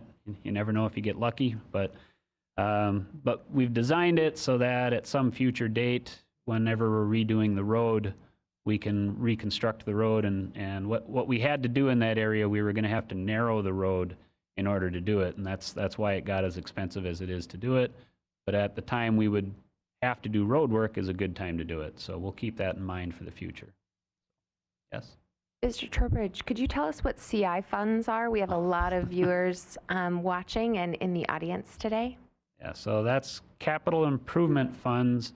So when the council adopts the budget, some funding is set aside for specific capital improvement projects. Specifically, bike trails are a good example of a case where we would do that. We don't really have other sources of funding, and it takes the council planning ahead with staff to say, okay, we want to build this project. It's going to cost this much. We're going to need to dedicate funds specifically for that. Thank you. And any other questions? Councilmember Lindas. I was just going to say I move approval. Second, Niesmeyer. Okay, I have a motion and a second. Further questions or comments? Councilmember White. Yeah, I wasn't sure if you could see me. Tom, I just have a couple of questions. One is, I'm glad you gave some clarification on the areas where we will be on the road. Will we mark it off similarly to what we've done on the Blue Goose? And if so, what will be the, because I think those roads there are a little more narrow though than what we have where we have the shared path on the road on Blue Goose. So will we be able to get a decent sized lane set aside for bikes? And then the other question, I'll just ask them both and you can answer is, I know in some of the community meetings, people had questions about that last section where it actually goes on the wet side towards Gooseberry. And we agreed that we wouldn't have it up on the dike because it would be a little intrusive having it looking into people's bedrooms. So we're putting it on the wet side. I want to confirm that. And then I know some people had asked that for safety, if we would then be able to put in lighting in that section. And it was, at the time I know you said it might be a possibility. I'm guessing the answer was it was out of the budget. And if that's the case, well, could that be something we could look at in the future? So, okay, so several questions. One, where the bike path goes, that approach towards 22nd Avenue, you're correct, it is not on top of the levee at that point. The ground is actually pretty high there anyway. It's about 40-foot river stage, so we're comfortable having it be there. And yeah, that way the levee is in between the trail and the backyards of the people's homes. So that shouldn't be a problem for them. And then you had a question about lighting. Unfortunately, I'll have to say, since I didn't actually do these plans myself, I'm not familiar with everything that's in them. I don't believe lighting was part of the plans, but lighting might also be done separately. And I do think that there is a little bit of room. The bids were pretty good, so there's a little bit of room in the amount of funding that's budgeted so that we might be able to do that. But I'd have to check with Christy Leshevsky and also with Moorhead Public Service and see about that. Thank you, Tom. And then the other question was on the width. I believe most of the segments in this case that were going to be on road, we were going to do sharrows because the roads are really low volume traffic wise. So I believe the plan on this was the signed shared roadway. I'd have to confirm that for sure, and if you wanted to call us tomorrow, it might be easier to address that, to look at that. Right. But I think that's what the plan was. Sure, and I'm sure, and then people, I was asking more for folks down there, and I'm sure that those who use the trail, they can reach out to you then if they have more questions along those lines. Thanks, Tom. Yes, thank you. Councilmember Seljevold. And that same segment, when the trail hits 4th Street, you have to have a right angle. If I'm on a bike, I just want to zip right. I don't want to have to stop, make a turn. Well, and I think what we have is there'll be we'll take a look and see what type of curvature we can give to it. Part of the issue there is we kind of want to also be able to bring it out to 20th Avenue South fairly, because that's kind of a cut across to get over to 6th Street as well. But we can make it so that it's a more gentle curve. I think that's something that can be done. Any further questions or comments? Okay, we do have a motion and second in place, so roll call vote, please. Nelson. Aye. Gilbertson. Aye. Niesemeyer. Yes. Caroon. Yes. White. Yes. Lindos. Yes. Seljevold. Aye. Hendrickson. Aye. All right, that motion to award the bid has carried. And thank you, Mr. Trowbridge. You've been standing there for over an hour. So thank you for your tenaciousness and getting us through all those public hearings and ending with something that is really going to be a fantastic amenity for our community. Moving on, we will do one more item on the agenda before we take a break. The next item is the Community Development Department, and also the gentleman who spoke, the two gentlemen that are leaving who spoke, our engineering department will speak with you out in the hallway to answer your questions. All right. Number 11A on the agenda item is discussing the conditional use permit, and I will turn this over to Ms. Robin Houston. Good evening. Thank you, Mayor and City Council members. As you may recall, this request for the conditional use permit to operate a nightclub at 1500 11th Street North. Was on your last meeting, and the item was tabled for further consideration. Since then, the applicants were able to hold a neighborhood meeting where many of you were able to also attend. For those of you that were not there, staff and council addressed neighbor questions relating to noise, parking, and how the applicants received a liquor license prior to other city and county approvals. Since that meeting, I did receive 2 additional public comments. One neighbor stated they were against the use in the area and are concerned about additional gun violence in the area that may be attributed to the nightclub customers. And a second resident called to clarify CUP requirement because our zoning use table shows that a provisional use permit is required for bars, taverns, and nightclubs. The use table does show a provisional use in the table, but then there's also another letter which offers readers basically a footnote. So you have to go to that section of the code, which is 10-18-2-U.4. And it states that a CUP is triggered because the site is over 2,000 square feet and also directly adjacent to a residential use to the east. The same resident also inquired about the 60-day rule, which states a city must approve or deny any request related to zoning within 60 days of receipt of an application. As I mentioned at the last meeting, this 60 days is up April 13th. The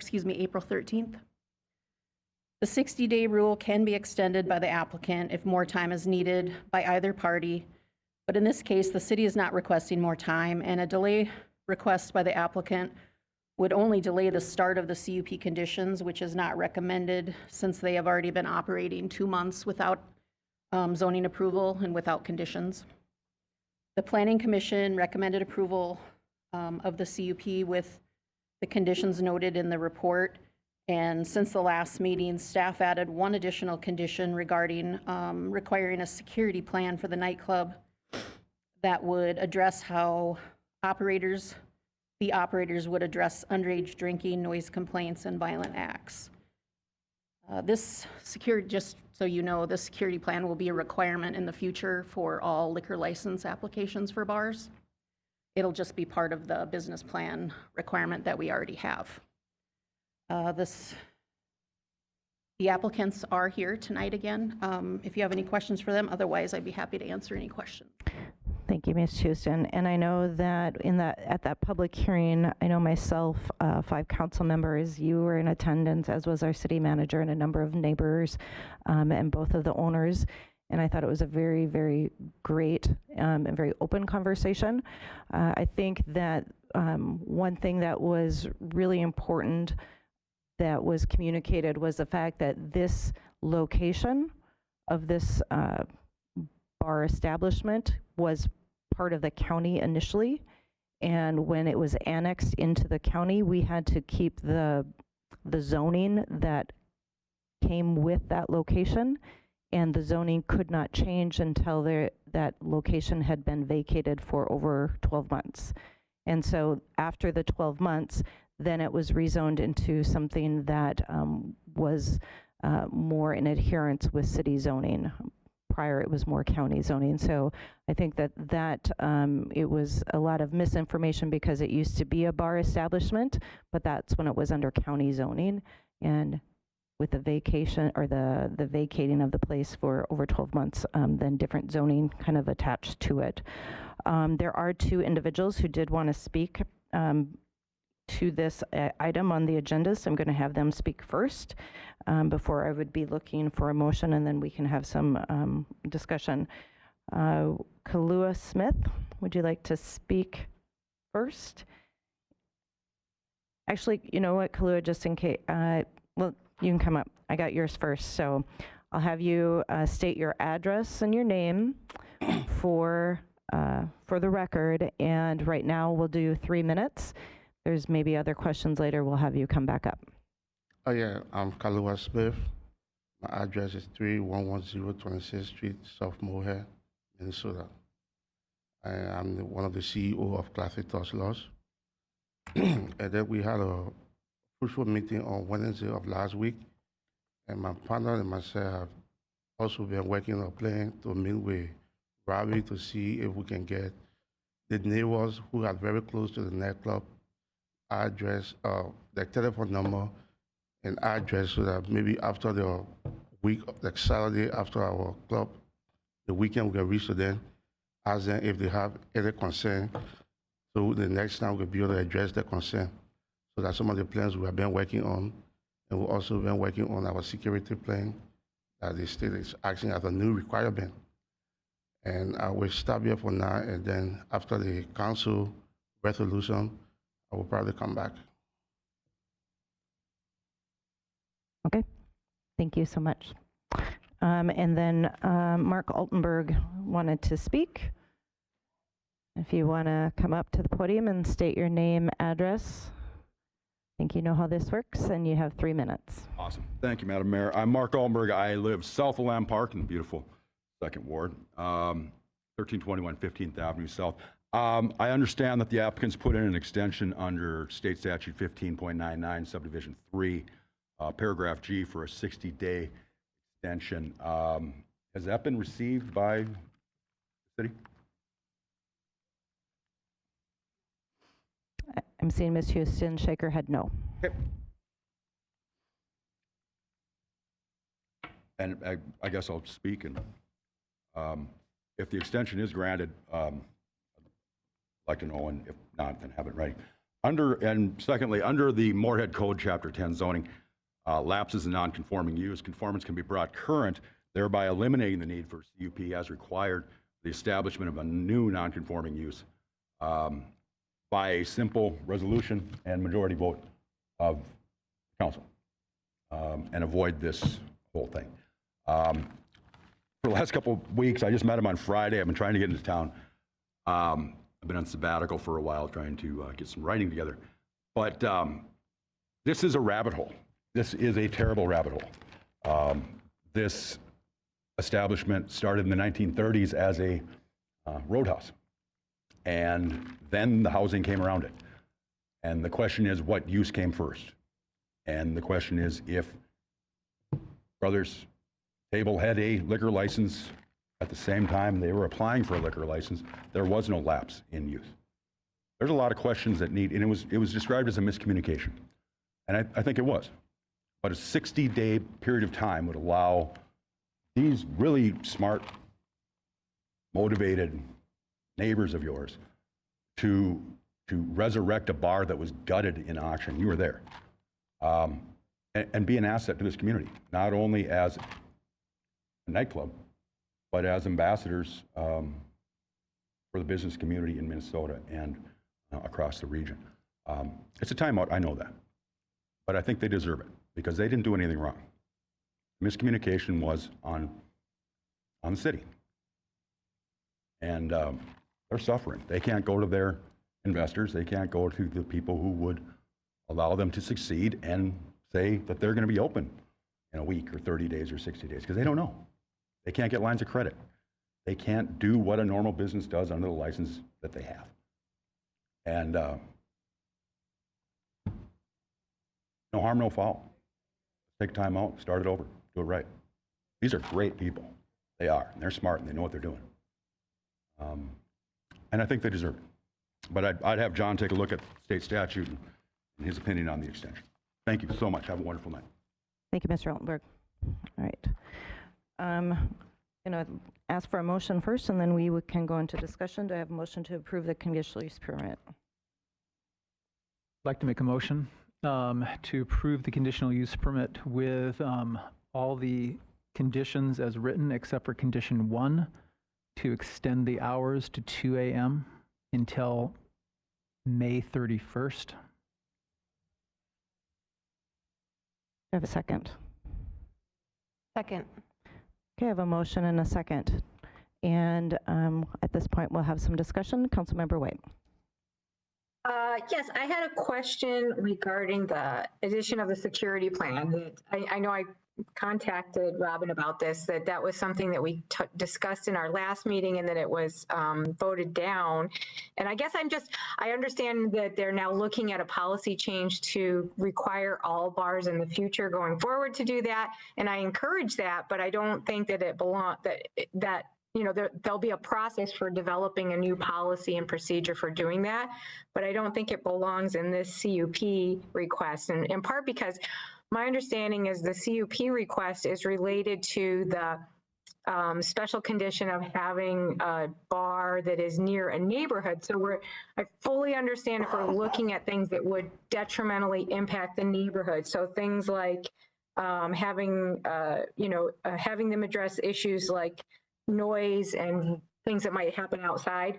But I noticed that the security plan includes things like making them address things like underage drinking and violent acts. And I don't see how that is something that is specific to places that are next to a neighborhood and really would apply to all bars across Moorhead. And so if you want to create a new policy, I think that's fine. Go through the process and let's do that. I'd like to see it more clearly spelled out. It doesn't say where the report will go. And again, as I mentioned before, I'm concerned, is this something that we're now charging law enforcement with taking over? So I think that that's something that needs to be worked out, but I don't think that just sticking it back in a CUP that is related to bars next to neighborhoods, when some of the things really don't seem to be specifically relevant to that, is the place for it. So I would like to amend this, and maybe we don't need to, Robin, because I know you're just making that as a staff suggestion, but otherwise I would like to amend it to remove the requirement, again, remove the requirement for a security plan. Second. Councilmember White, are you asking for a friendly amendment, or do you want me to go through a request to amend the motion and have a discussion? I guess I'm not sure, because I don't even know, since we voted it down last time and then it was put back in by staff. And so I'm not sure if it's something that needs to be amended, if it was just their recommendation. All right, I'm going to turn this over to City Attorney Shockley. Thank you, Madam Mayor. Just for clarity, you would be making a motion to amend the conditional use permit by striking paragraph 8 or section 8. Okay, I will make the motion that we again remove that. I don't have that in front of me, John, but you said paragraph, was it E, section 8? 8. Thank you. The number 8. Okay. So with that motion and second, let's have a discussion on that. Removal and striking of section 8. Comments, questions, discussion. Councilmember Gilbertson. Thanks, Madam Mayor. Didn't you guys say last time, look, I'm speaking to the Class Touch owners, didn't you say last time that you'd turned in a security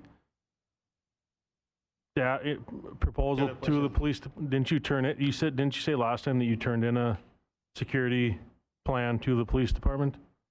No, there was not. It was not a requirement to open a nightclub.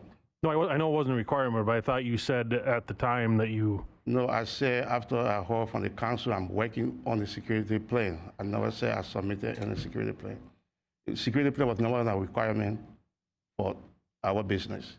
It just came in after the conditional use permit being an issue, but there was no requirement for the state to have a security plan to open a nightclub.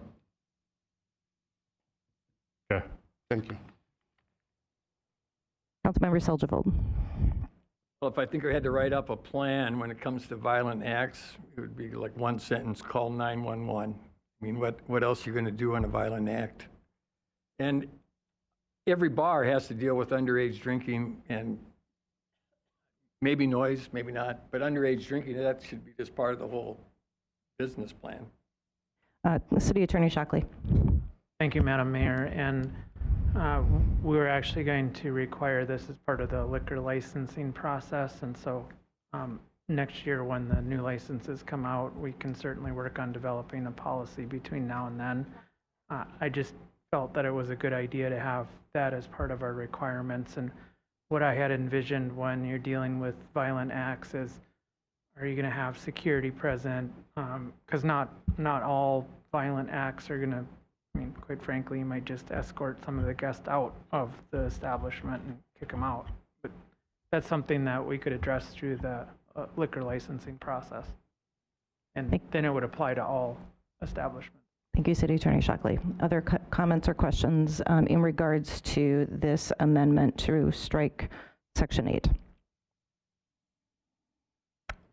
Okay, seeing none, this roll call vote would just be to amend and the request to strike Section 8 of the conditional use permit, and then we will go back to the original motion to approve the conditional permit. So roll call vote, please, when you are ready, Madam Clerk. No. Sorry, Nelson, No. Gilbertson, No. Niesemeyer, Yes.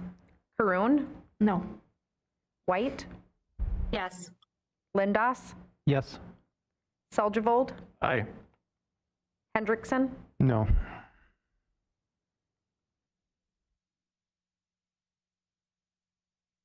four to four. I feel that there was one more. I only have 7 written down. Okay. Noes, I have Nelson, Gilbertson, Karoon, Hendrickson. Yes, Seljevold, Lindos, White, Niesemeyer. Okay. All right. And with votes in the city of Moorhead, the mayor breaks a tie vote, and I will be voting no. You've already started working on the plan, and that will be something that we will be doing in the future. So just to continue to work on that plan. If you have questions, I would encourage you to work with Robin Houston, similar to how we talked about at the public meeting. So going back to the discussion in regards to the original motion to approve the conditional use permit with the conditions, but extending hours to 2 a.m. Councilmember Gilbertson. Thanks, Madam Mayor. Councilman Lindos, what happens from June 1st? You said till May 31st. What happens June 1st? I probably wasn't clear enough. The hours will be as stated here after on June 1st. So the extended hours are only until May 31st. So June 1st and forever, then it'd be 1 a.m. Yes. Okay. So then any other businesses coming in and using this piece of property would have those hours. So Robin, this CUP stays with the building then? The CUP runs with the property, so it'll get recorded with the county. So all the conditions that are in this resolution will apply to this use and any uses in the future. Okay, Councilmember White. Thanks. I just had a question following up on the, since the amendment failed, what will happen since we're sort of creating policy on the fly here? If eventually when we actually create the policy that will apply to all bars, what will happen if what we just put in the CUP is not consistent with the policy that we are about to create? City Attorney Shockley. Thank you, Madam Mayor. They would still have to follow it, but I think the policy is just going to follow. We'll build it out a little bit more, but essentially the policy is they have to provide a security plan. I did want to just make sure that kind of level set, correct some of the misstatements that were said earlier. By putting a CUP on the property, you are doing it the right way. Number one, this will enable them to have certainty regarding the operation of their business. Of a CUP, they can operate it, as was previously stated, it runs with the land. So even if they sold it to another business, it could still operate. So this is the correct way to do it. And it will also give them certainty once the CUP is in place, they can take that to their bank. Just wanted to clarify. In our view, there's no need to have an extension in place if the city council is prepared to take action on the conditional use permit, which would authorize the use. Thank you, City Attorney Shockley. Councilmember Seljevold. Oh, sorry. Oh, I'm sorry. Were you not done? I'm sorry, Councilmember Seljevold. If you want to wait. I guess I was just confused about that. So if, for instance, the policy that we develop is more stringent than what we just put in the CUP, then would they go by the CUP, what we've just put in there, or the new policy that we will be enacting? The new policy would apply through the liquor licensing to all establishments. So if it is more stringent, they would also have to follow the liquor licensing requirements. They're two independent. The state could come in and make additional changes to liquor license requirements that are independent of zoning. So hope that answers the question. Do you have any further questions, Councilmember White? Okay, thank you. Councilmember Soldivold. Well, when I look at item number 4, it says that if you're standing on the boundary line of that property, you are not supposed to be able to hear anything inside that building. I mean, isn't that just taking care of any noise complaints? It says right there, number 4, no sound from the interior of the bar, tavern, nightclub may be heard by a person standing at any property line of 1500 11th Street North. I mean, you've just addressed the noise issue. Madam Mayor, not necessarily, because the noise complaints that were generated the first couple weeks of operation were actually from music and from the parking lot. So there is a loitering component for noise issues if customers are, like in the summertime, more likely they'd be lingering longer in the parking lot. Then we have item number 7 that says they're supposed to be responsible for providing supervision in the parking lot. So we've addressed both of those issues right there. That's correct. And Councilmember Soldivold, that was part of the conversation at the public meeting as well. And the owners talked about turning down the bass a little bit, because one of the concerns that the neighbors had was that the bass could be heard, not necessarily the music itself. And that was a concern, and the owners both stated that they would turn their bass down. I think that's how you guys described it. So I think that will be remedy for future times. Right, I mean, but it's bass treble, doesn't matter. You can't hear it from the outside. If you stand on the property line, you're not supposed to hear it.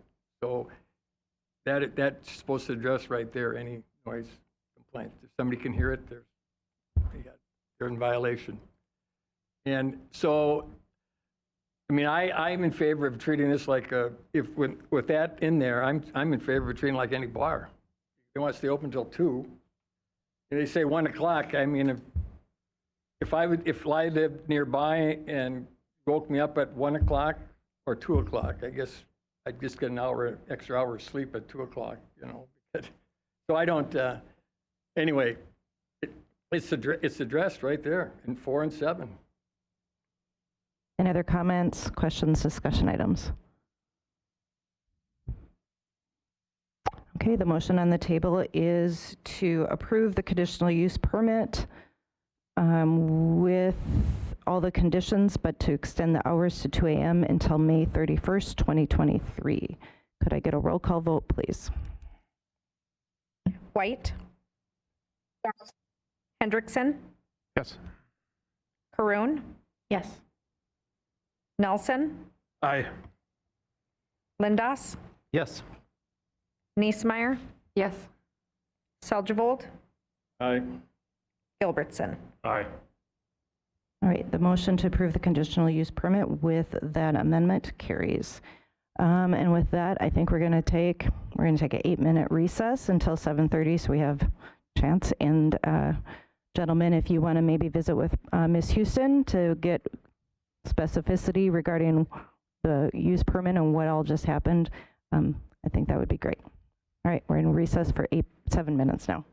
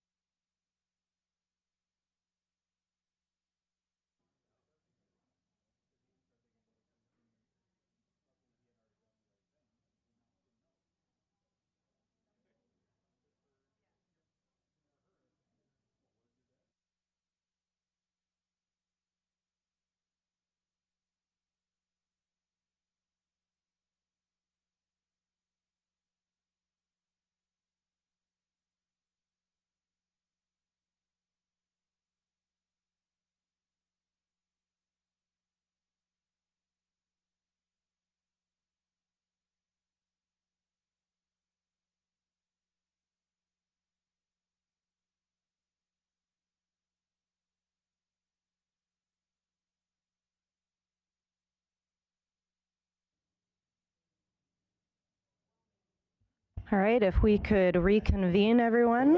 We can go back. We have still a substantial agenda to get through tonight.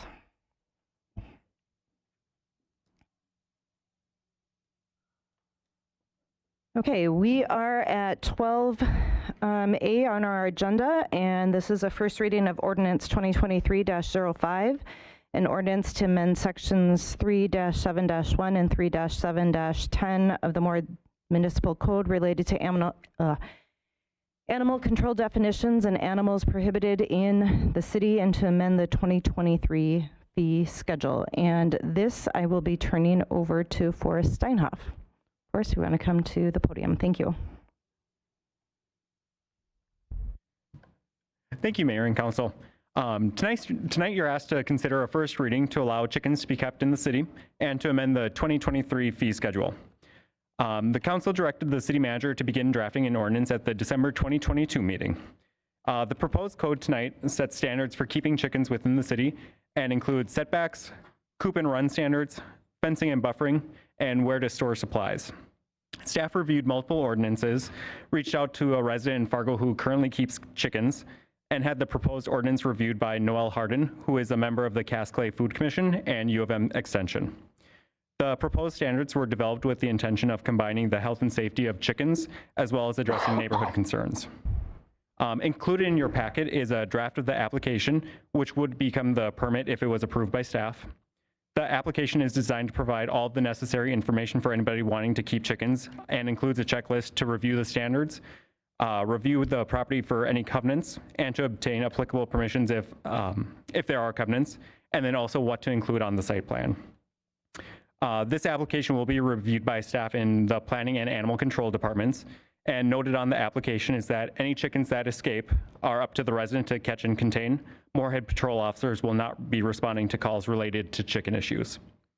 The permit would need to be reviewed annually and has a proposed $10 fee, which is the same as the application fee in Fargo. Additionally, local food production is one of the recommendations within the 2022 Onward Moorhead Comprehensive Plan. A survey was developed in 2022, asking residents to assist prioritize parts of the comprehensive plan. Local food production, including community gardens, food forests, and backyard chickens scored well. A copy of the survey results is also included in the packet. And with that, I would be happy to help answer any questions. And then we also have Derek Swenson from the police department, who would also be happy to help answer any questions. Thank you very much, Forrest. First, I would be looking for a motion to approve this ordinance amendment. Does that move? Heather? Yep. Who am I? Niesemeyer, so moved. Lindos will second. So motion by Councilmember Niesemeyer and second by Councilmember Lindos. Questions, comments? Councilmember Lindos. Just a comment to say that I appreciated the permit, the examples that you came up with, especially the example site plans and other elements of keeping chickens that people need to adhere to / consider. So I thought that was very well done. And like Ms. Hardin said before, I thought this is a step above other ordinance I've seen. You've really taken a lot of things into consideration to make it a very doable ordinance. Thanks. Other questions or comments? Councilmember Soldivold. I was reading this. I was just wondering. Let's say a house of worship says, "I want to put chickens in." I mean, I don't know where they fit in a zoning. You know, are they mixed? I mean, so it's. I mean, I live pretty close to a place. They got a lot of green space, and it might be chicken coop by committee. You know, but so I was just wondering if what hoops would they have to jump through to they want to do that? Sure. So there are a couple of restrictions on a few zoning districts. And so in the ordinance, we have that chickens would not be allowed in mixed-use districts, industrial districts, commercial districts, or institutional districts, which a lot of churches are typically zoned. Questions or comments? Any further ones? All right, seeing none, I have a motion and a second. Could I get a roll call vote, please?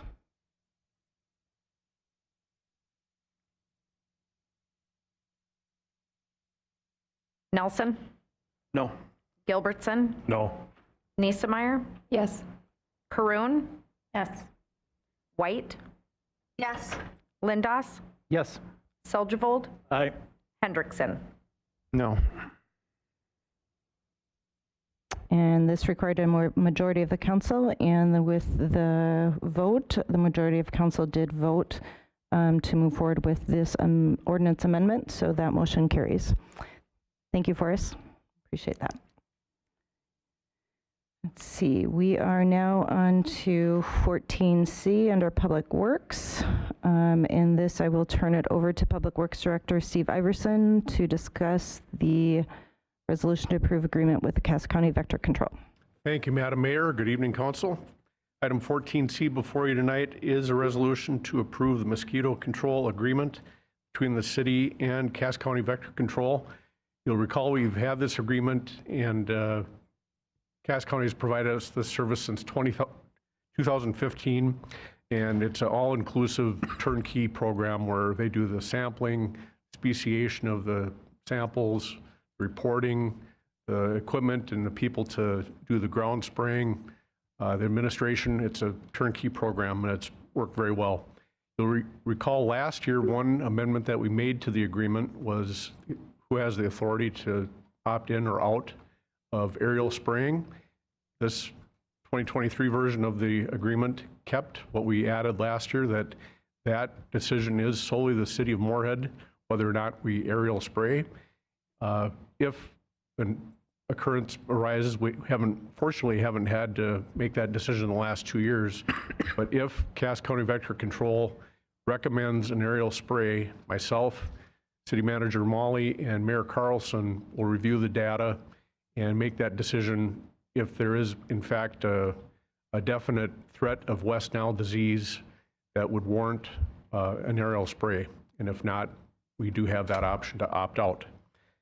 Another thing, eventually the snow will disappear, and hopefully in the next couple of weeks, but when that time comes and the snow is gone and people are thinking about spring for real, we'll resurrect the public service announcements, e-notifications, and the things that we did last year, directing people to the different things on our website on what they can do to protect themselves, not be out after dusk, wear long sleeve shirts, not have standing water and tires, things of that nature on their property. So we'll resurrect that public service information that we sent out last year. And one other thing that I wanted to make note of in the budget, it's budgeted for $126,000 for the Cass County Vector Control portion. We spent just under 100, it was 96,570, I believe, in 2022. So that we don't use that all if it's not necessary. If there's no ground spraying, we don't get billed for it. So just wanted to bring that to your attention. It's not all gone unless we need to use it. With that, I'll entertain any questions. Okay, thank you, Director Iverson. I also want you to know that you are on record that the snow will disappear and summer will come. With that, I would be looking for a motion to approve the agreement with Cass County Vector Control. So moved, Hendrickson. Second, Karoon. Hendrickson and then Karoon. Comments or questions? Council Member Nelson. Thank you, Mayor. Mr. Iverson, so if Cass County or Fargo, Cass County decide to spray, what kind of notice, aerial spraying, what kind of notice do they give before they spray? Is it 1 day? Is it 3 days? Is it different each time? It's not 1 day. It's different each time depending on weather, but they're always monitoring their traps, what the trap counts are looking like, and they can project several days in advance, 3 to 5 typically, before they think that the peak is there and when they'd recommend spraying. So it's not like we have to scramble and decide on a moment's notice. Perfect. That's what I was kind of getting to make sure that we had time. It sounds like we do. Yeah. Are there times where Fargo, Cass County will aerial spray and Moorhead does not? Has that happened, or does that not? If they decide their numbers, because it's still on us if we're going to spray on the Minnesota side, right? That's the entire. Well, it's the entire area. No, it's the entire gist of having that allowance in the agreement specific to Moorhead, that Moorhead has the authority to opt in or out when they recommend spraying. We haven't exercised that yet. And Director Iverson, I believe that there was a time where that did happen in the past when Steve Moore was the director. So yes. Any further questions or comments? Seeing none, I have a motion and a second. Could I get a roll call vote, please? Hendrickson, Yes. Seldgevold, Aye. Lindas, Yes. White, Yes. Caroon, Yes. Niesemeyer, Yes. Gilbertson, Aye. Nelson. Aye. Right, and with that, the motion carries to approve that agreement. Okay, moving on to 15A. And this is to talk about the submission of the 2023 CDBG Annual Action Plan. And with that, I will turn this over to Ms. Tanya Kunza. Kunza. Thank you. Yes, Kunza. Thank you. Sorry. No. Mayor and council are asked to approve submission of the Community Development Block Grant 2023 Annual Action Plan to the U.S. Department of Housing and Urban Development. Tonight's requested action is the last step in the process of developing the action plan. Previous steps included a public meeting, a public hearing, and the 30-day public comment period. This item has not been included as part of the council's consent agenda because one of the proposed activities, the Play Outside Daily, the mobile recreation for youth, is being withdrawn due to operational difficulties. Those funds are proposed to be reallocated to the snow removal program due to the large volume of snow removal that has occurred this winter. Both activities will be reevaluated for future funding in 2024. Please let me know if you have any questions. Thank you so much. That I would look for a motion to approve the submission of the CDBG Annual Action Plan. So Lindas moves approval. Second, Niesemeyer. Okay, I have a motion and a second. Questions, comments? Councilmember Lindas. I guess, I mean, you probably can't elaborate why the mobile program isn't able to operate, but that was one of the aspects of, I kind of was hoping we could have more of activation with youth and other synergistic activities, especially when you consider some of our neighborhood regions. I was just at a public meeting where the police were talking about, mitigation efforts that they're doing in South Moorhead. Yeah, the reason was that there was some staffing issues that they said they were dealing with and a mechanical problem with the mobile unit. And so that was the reasoning behind having to withdraw from this summer, but we're going to reevaluate it and hopefully we'll be able to get it back on track by 2024. So. Excellent. Thanks. All right, any further questions, comments for discussion? All right, seeing none, I have a motion and a second. Could I get a roll call vote, please? Nelson, Aye. Gilbertson, Aye. Niesemeyer, Yes. Caroon, Yes. White, Yes. Lindas, Yes. Seldgevold, Aye. Hendrickson. Aye. All right, that motion carries. Thank you so much, Ms. Kuza, for waiting until 7:45 to provide us with that information. Moving on to the agenda item, Mayor and Council reports. Do I have any council members who have reports to make? Councilmember White. Thank you, Mayor. Thank you, Mayor. I wanted to report on two things. At our last Human Rights Commission meeting, Commissioner Siham Ahmedi and Rachel Stone gave an update of a meeting that they had with the organizers for the Fargo Juneteenth, and we are looking at coordinating with Fargo on that event. It's just in the preliminary stages, and I know I've already spoken with you about it. We're looking at how we might have complementary rather than competing activities. And the one thing that we were asked to get information is whether or not we would, what resources we may have to provide. And so I will, I'll leave that up to other folks at the city level to let me know, give us an update on what things what information we should pass along to them. And I also wanted to mention that I attended the West Central Initiative Economic Development District Board meeting. And one of the things they wanted to remind people is of the upcoming Spring Convivium. This year, that will be April 21st at University of Minnesota Morris. And they'll spend the day exploring solutions for addressing climate change. That's all I have. Thank you. Thank you, Councilmember White. And yes, you and I have had a conversation along with City Manager Molly in regards to Juneteenth and any resources that the City of Moorhead might be able to provide. And actually connected with Dr. Hogan from the City of Fargo today. We're going to be scheduling a meeting with Fargo, West Fargo, and Moorhead to discuss that budget further. So thank you for that. Any other council members? Councilmember Kroon. Thank you, Mayor. Just kind of a fun report. Last week, the Girl Scout troop that I helped lead got to visit the Moorhead Fire Department, and they had a really fabulous time. I just wanted to give a shout out to Nate Smith for doing a great job of showing the department, and it was really great to see the staff and kind of inspire the next generation of potential firefighters. So thank you to them. Councilmember Lindas. So a couple different things, but myself, Councilmember Gilbertson, and Councilmember Hendrickson attended the bioscience business breakfast. And we didn't attend the conference that was going on afterwards, but we got a really good update on all the different exciting bio opportunities that businesses are having, but also kind of graduates and stuff are being able to be employed in.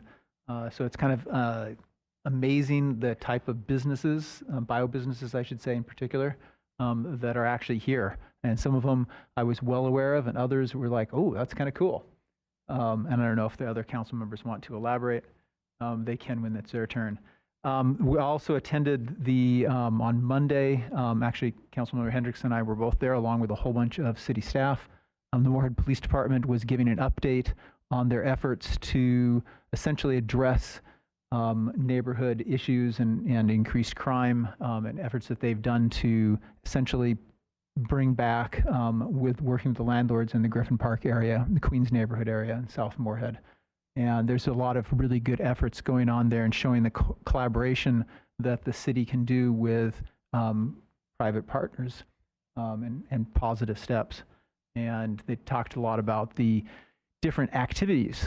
That's why I was kind of really sad hearing that one of the activities to engage youth in our city was not able to be fully initiated this summer. Oh, and then Councilmember White was talking about the convivium that West Central Initiative is going to be putting on or close to Earth Day.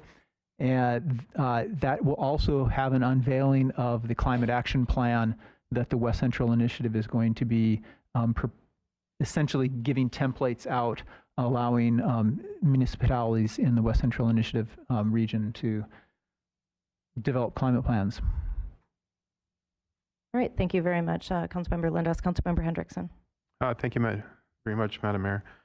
I had a chance to attend the 2023 State of Main Street listening tour with our auditor, and she brought some numbers up about financing and ARPA funds, and so I didn't know I was going to be a panelist, and all of a sudden I got this message say, turn your light on, you're going to be on the panel, so it's kind of a surprise, but I think I did pretty well. Maybe not.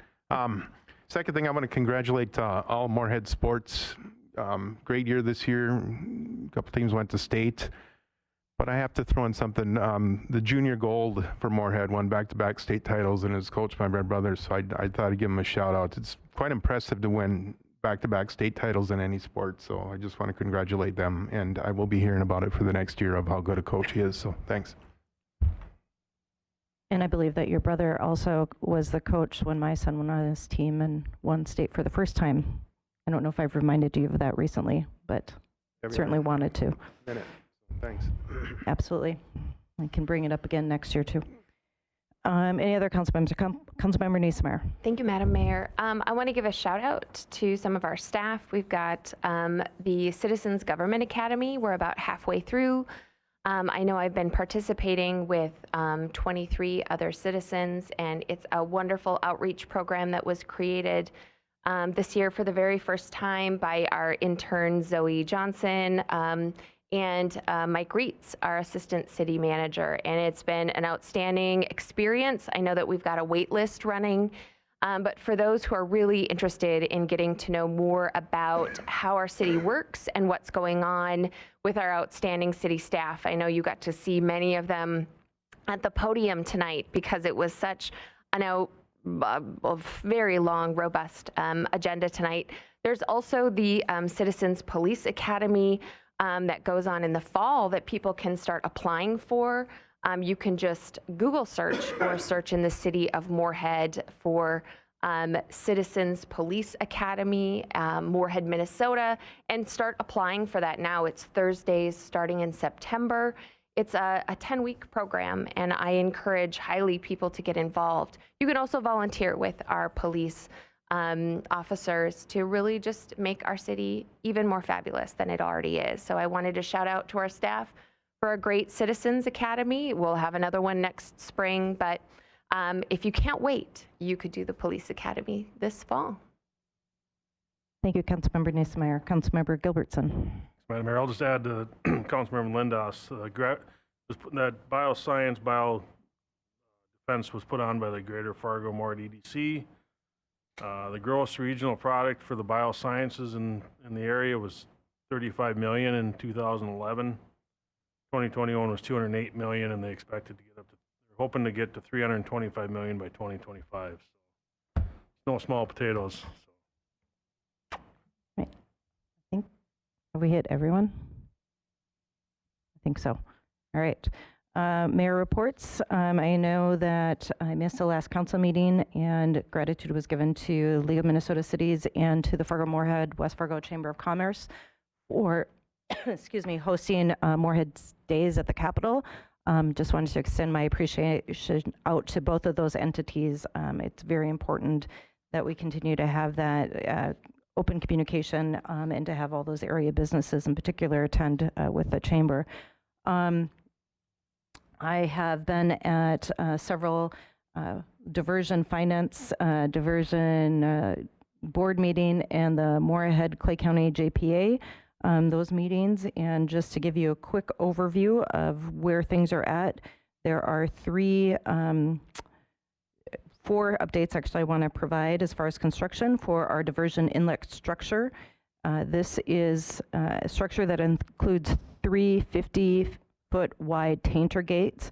That construction is 93% complete and remains on schedule, and the completion date is currently scheduled for June 7th of 2023. So one of the really large kind of like the control structures is going to be finished this year. So stay tuned for that, because I am anticipating there will be quite the celebration. The second one is the Wild Rice River structure. This includes 2 40-foot wide tainter gates. That construction is 80% complete and also remains on schedule. That completion date is scheduled for October 20th, 2023. And then the last control structure is a Red River structure that again is 3 50-foot wide tainter gates. That construction is only 8% complete. So that's the last one. There's foundation pile driving going on. That is completion date is scheduled for March 19th of 2026, which will be soon prior to the diversion actually being completed. I also wanted to mention that in the media recently, there was some inaccurate information that was shared regarding the growth of Moorhead. So I just wanted to take this opportunity to share correct information and really showcase how Moorhead is a city on the grow, and really lift up the enviable cooperation that we share with our Moorhead or with our Fargo-Moorhead Metro partners. To give you some statistics, Moorhead is the largest city in the 4th fastest growing county in the entire state of Minnesota. The other counties are in the metro, and then we are kind of an anomaly being in greater Minnesota and really one of the fastest growing in outstate. Currently, we are at 44,505 people residing in the city of Moorhead, and we are projected to be at 66,676 by 2050, remaining the second largest city in the Fargo-Moorhead region behind Fargo, as we have always continued to be. I want to just express that Moorhead's growth and accomplishments are interrelated to the growth of our entire region. And this happens because our leaders across the metro and our residents, organizations, and businesses of our diverse communities, we work together and we embrace the concept that we are greater than the sum of our parts. You only have to look at the Metro Flood Diversion Authority, the Clay County Juvenile Detention Center, the Red River Regional Valley Dispatch Authority, and many, many, many other joint powers agreements, just such as the one we approved tonight with Cass County Vector Control, that this is not a unique thing in our community to be collaborative and cooperative and work together. This is just the way of life we live here in our metro community. I'm very proud to be part of not just the city of Moorhead, but part of the whole larger region. And I just wanted to make sure that that accurate information was put out there. So with that, I will turn it over to you, City Manager Molly. Thank you, Mayor. I have one update, and it's a significant one. It's related to the flood, and this delayed thaw certainly dictates continued diligence on all of our parts. The latest probabilistic. Well, let me just say this. So these flood times remind us of life in a lot of ways when we talk about probabilities versus determinism. And so, we're in this place where the water hasn't started moving, and so there's a probability that one thing may happen or not, and this is how it is when we live. And then certain things come into place where we can make determinations. And so not everything is determined.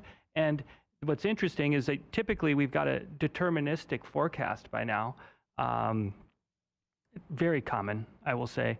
And the truth is that it doesn't look like a deterministic forecast is in the near future by any means. So something to keep an eye on. This just pushes this whole freeze-thaw thing that we've all become, that we've relied on later into the season. So the risk here is that it could get very warm, very fast for an extended duration with rain and some other things like that. So with that, boy, these probabilistic forecasts keep changing. The one issued this last week indicated a 50% chance of flood levels at 34.2 feet and a 10% chance of flooding at 37.8 feet.